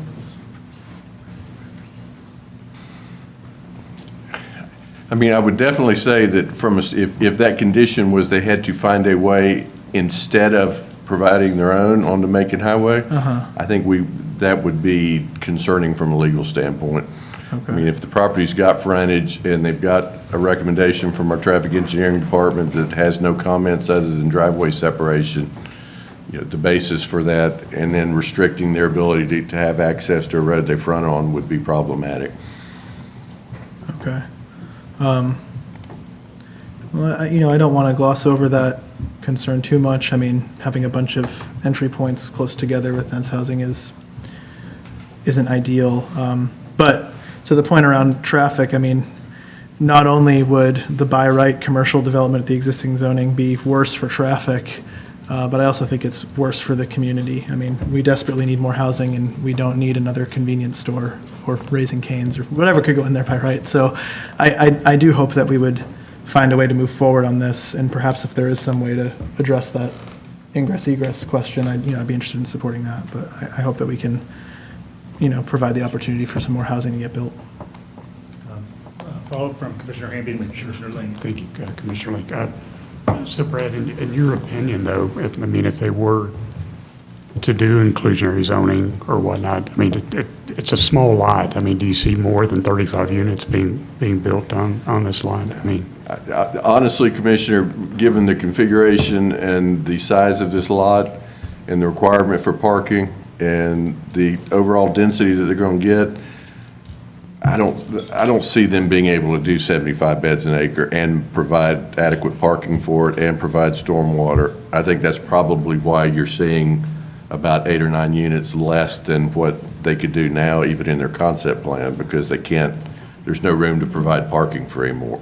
well, let me ask you this. This leads to another question. Say they have somebody very creative that digs under or builds a parking garage or does whatever. I mean, and I know, but I'm just trying to look at all contingencies. If they did decide to do inclusionary zoning, that wouldn't come back to us for that, would it? That would not come back to you. It's a by right administrative process. I couldn't give you any assurances because you're absolutely right. If somebody wanted to and had financial means to do it, they could. But when you're looking at an overall yield of 60 or 70 bedrooms, 35 units, any aspect of getting into structured parking drives the cost up so much that you generally only see those with large projects that can pencil out. Well, I could see a scenario too where somebody would perhaps engage with Showtime Bowl and get the necessary parking there.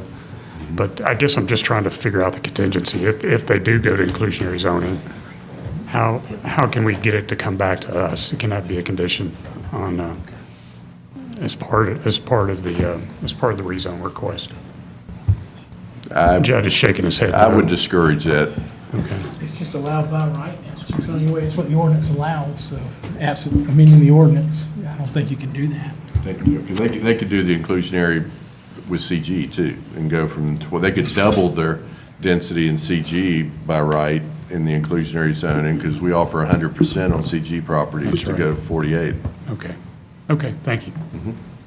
Melissa? It seems like the source of discomfort here has to do with traffic and the location of that driveway as it pertains to all the surrounding driveways, intersections, whatever.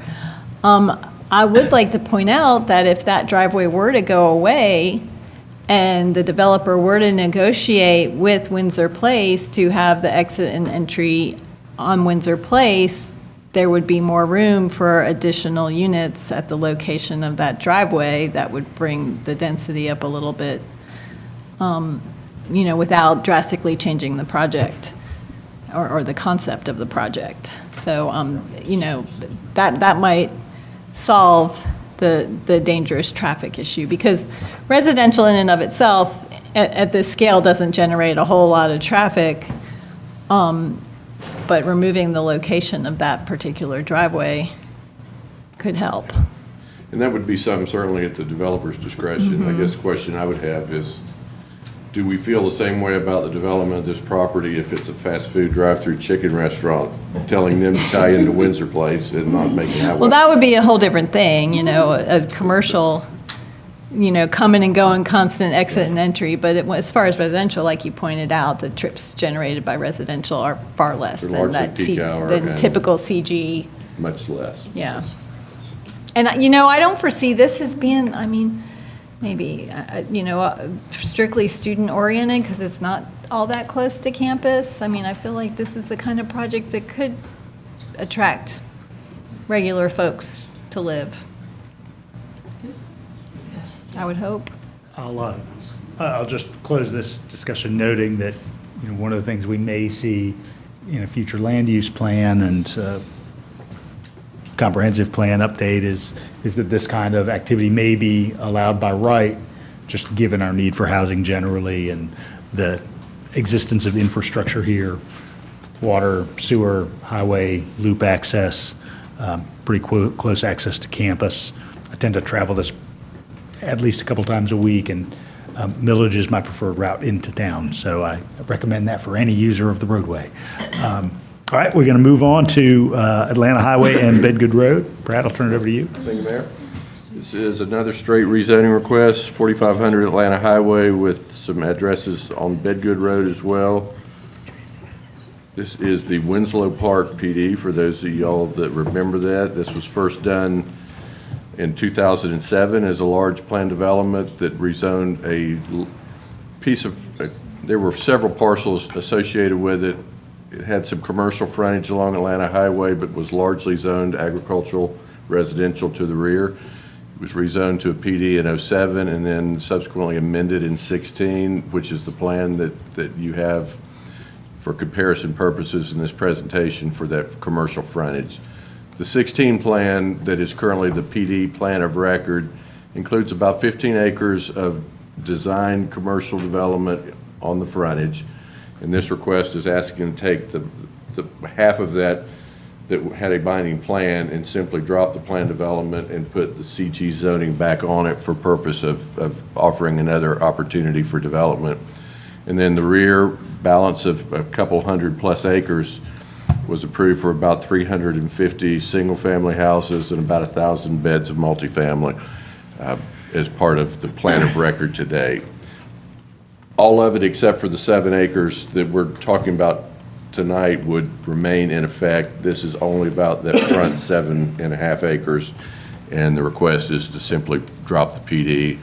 You see some standards there, but again, this is a non-binding proposal for an automobile dealership approval of the zoning would simply change it to straight CG, and then they could build by right anything permitted in that area. This is the Winslow Park, the overall property. You can see after 2007, this was one of the developments that had broke ground and started before we had the recession. There's infrastructure in the ground out there that's never been accepted. There's curb and gutter on a lot of these old roads that are at a position now where they can no longer be accepted, but hence you can still see the outline of where they started building roads 15 years ago before they lost the project. The property in question that's being asked for changing is, let me see, I think the next one's a little bigger. Yeah, it's this front corner of the property. You see Bedgood Road really runs right up the center of the 7.5 acres, and it's dashed the 3 little lots in front of Atlanta Highway, the 3 stacked behind it, and the large one on the right. Let me get up in front of this, which this is the plan of record right now that was approved in 16. You see the commercial down in the bottom. What's really, there's one lot that is not part of the PD right in the middle of it, and that's the white rectangle that you see in the center. The main road into the planned development is the divided boulevard style design. Essentially everything to the right of that divided road in the middle down there is what's part of it. This is a blow up. So the proposed road that you see with the 90-foot right-of-way with the landscape median that goes into the residential, that all remains as part of the planned development.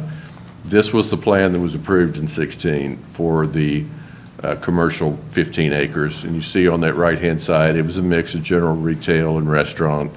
The property in the center there, again, not included as part of it. The plan that they're proposing, which is in concept only, would be to remove the binding nature of the mix of commercial and retail in order to allow permitted CG uses, and the use that is being considered for this property is an automobile dealership, and they provide the concept plan here as well as some elevations for you. But again, non-binding in nature, but this is what they're asking to do with the property. Planning Commission recommendation on this was to approve. I think in part, and not to put words in their mouth, that I mean, this is a PD that was originally approved 16 years ago, never was developed. It was amended again in 16, still never developed. They felt like that commercial general certainly was compatible with the character of that corridor, and that changing it and pulling out that binding nature of the plan was appropriate. There are public utilities issues in place, but with a straight rezoning, those have got to be addressed anyway. In this case, sewer is the big issue. Sewer's got to go north and catch, you know, a trunk line on the northern end of this property instead of south across Atlanta Highway. There was sewer lines put in, as I understand it, but none of them were ever accepted. So there's some work that the developer's got to do before this property can be developed for anything, and they're very aware of that. But with that, Planning Commission recommendation with a 5-to-1 vote was to approve the request to amend, to remove this 7.5 acres from the Winslow Park plan development and rezone it straight commercial general. And we do have the applicant for the developer, Mayor, is here, so I don't know if he's planning on speaking, but he's in attendance. All right, now it's time for public input on this item.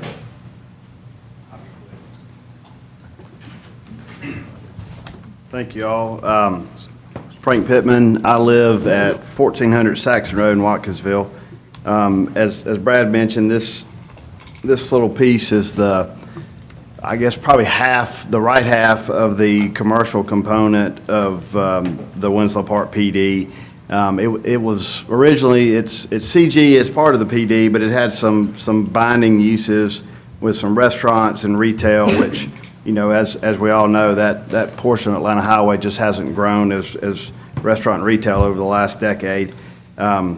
We are asking, or my client's asking, that we remove the PD so that they can do a new Hyundai dealership here on the property. We have met with the adjacent property owner, the piece to the left that Brad mentioned, the PD kind of wraps around. They are in favor. They actually came to the Planning Commission, spoke in favor of the project. We're going to do some additional buffering on the back of their property. We are also proposing a 50-foot landscape buffer along the back of this development against the future residential use. The old PD didn't have any buffering at all between this and the residential. So we're proposing a buffer and to meet current conserved canopy requirements. We have also met with public utilities, as Brad mentioned. All the sewer infrastructure is in place to get this sewer to the back, but it was never accepted. So we've got a plan of attack to get the lines cambered and cleaned out and figure out what it's going to take to get that done. I've got a client that's excited to come to Athens. He actually owns the existing Hyundai dealership, but they are in a building that they lease that does not meet Hyundai standards. And they've been given a certain timeline to build a new facility, or they're going to have to vacate the existing use. So with that, I'll leave it to you guys and ask for y'all's approval on this project. Thank you, Mr. Pittman. Given there's no one else in the room, we're going to go ahead and turn to commission discussion, and this is in Commissioner Hoole's district. Yeah, another car dealership next to a bunch of car dealerships. I can't pretend like it's my favorite thing to see there, but I also think it's fine.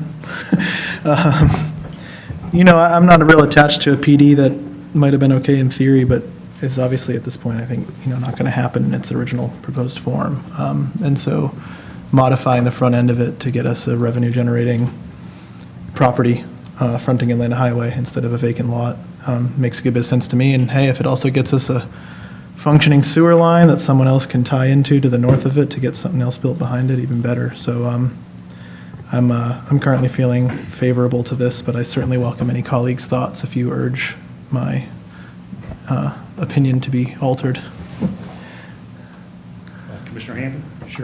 Sure, I think it's a fine project. I mean, certainly a commercial was going to go up front there anyway, and I like the addition of the buffer towards the back of it, and it still maintains the boulevard approach. I remember this PD amendment as it came to us, and it, we had some great hope then that there would be 1,000 bedrooms put in over there. And I say that to say, over the years, you see these PDs that we put in place, you see these rezonings that we put in place.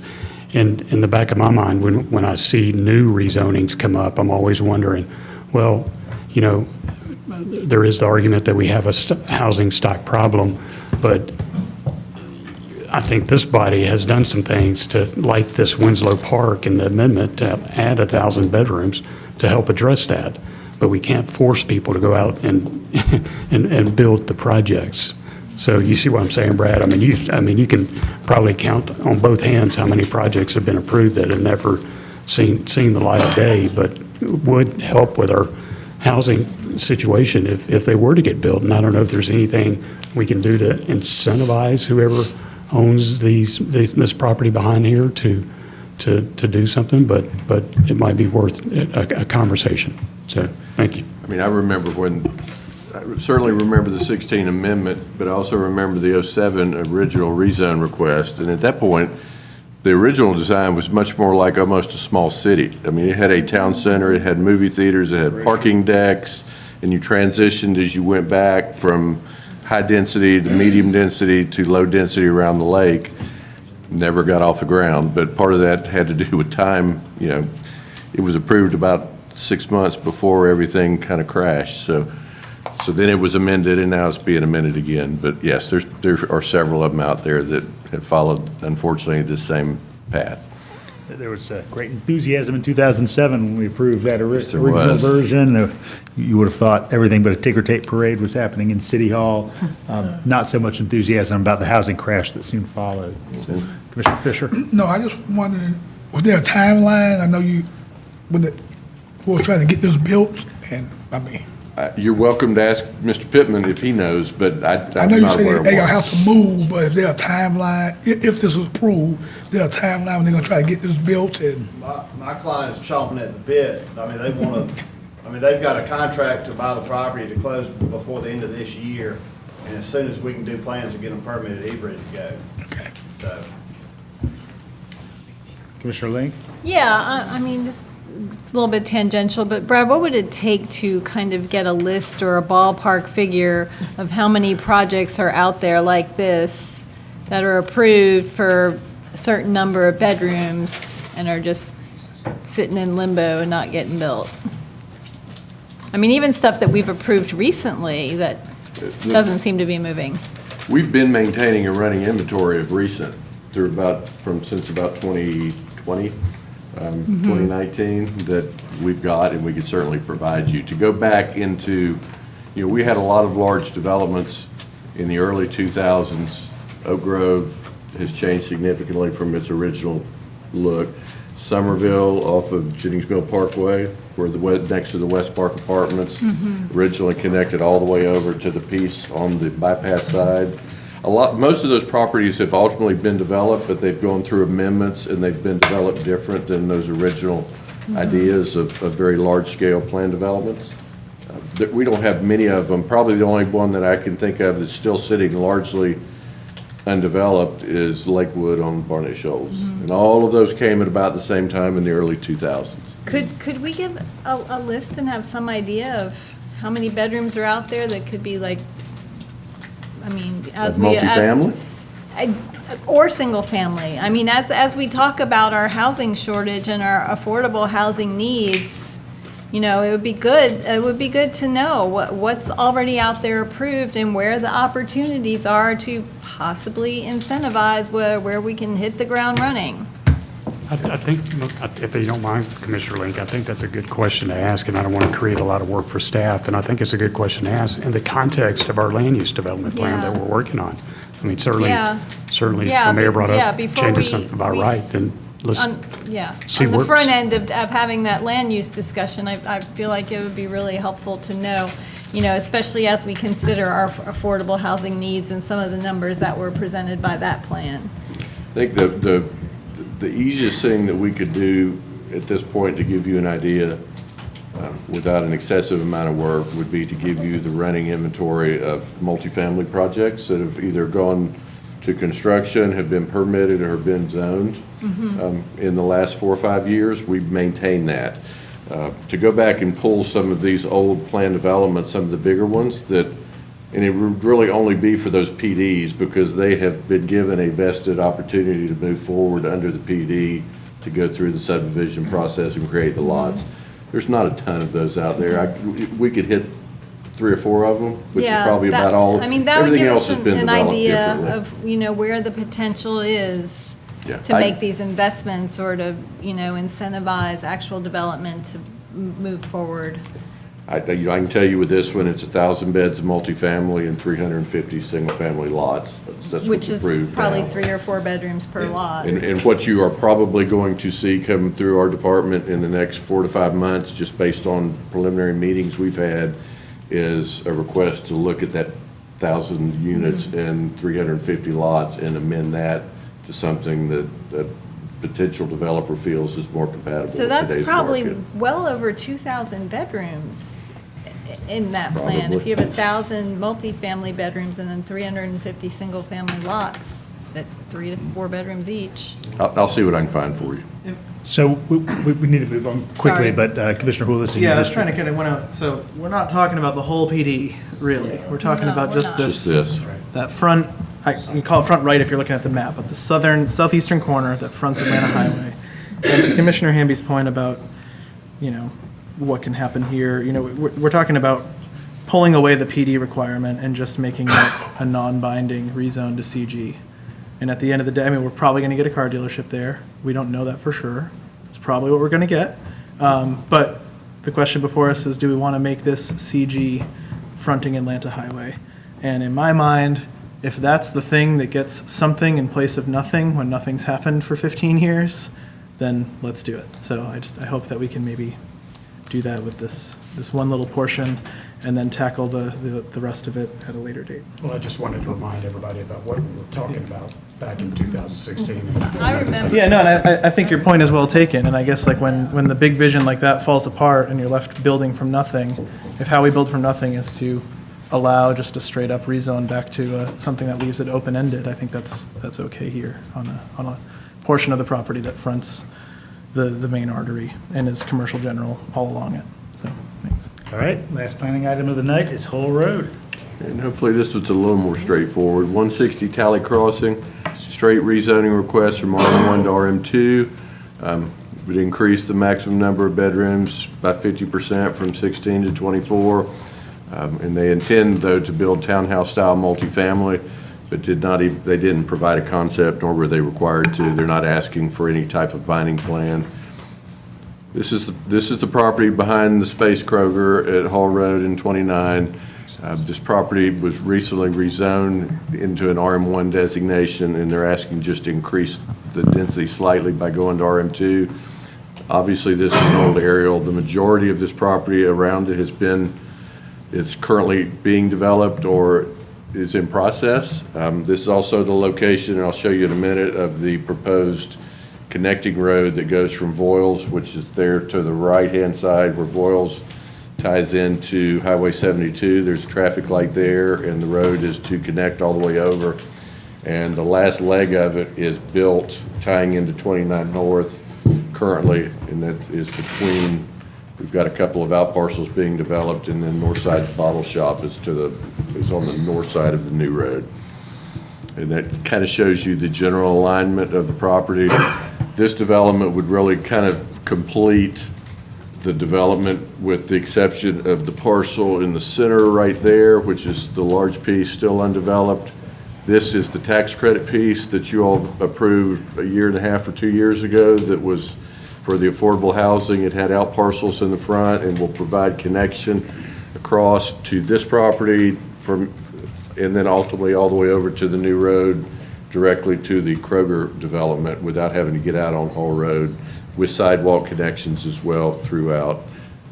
That's the change from RM1 to RM2. It's a type 2 compatible with future land use.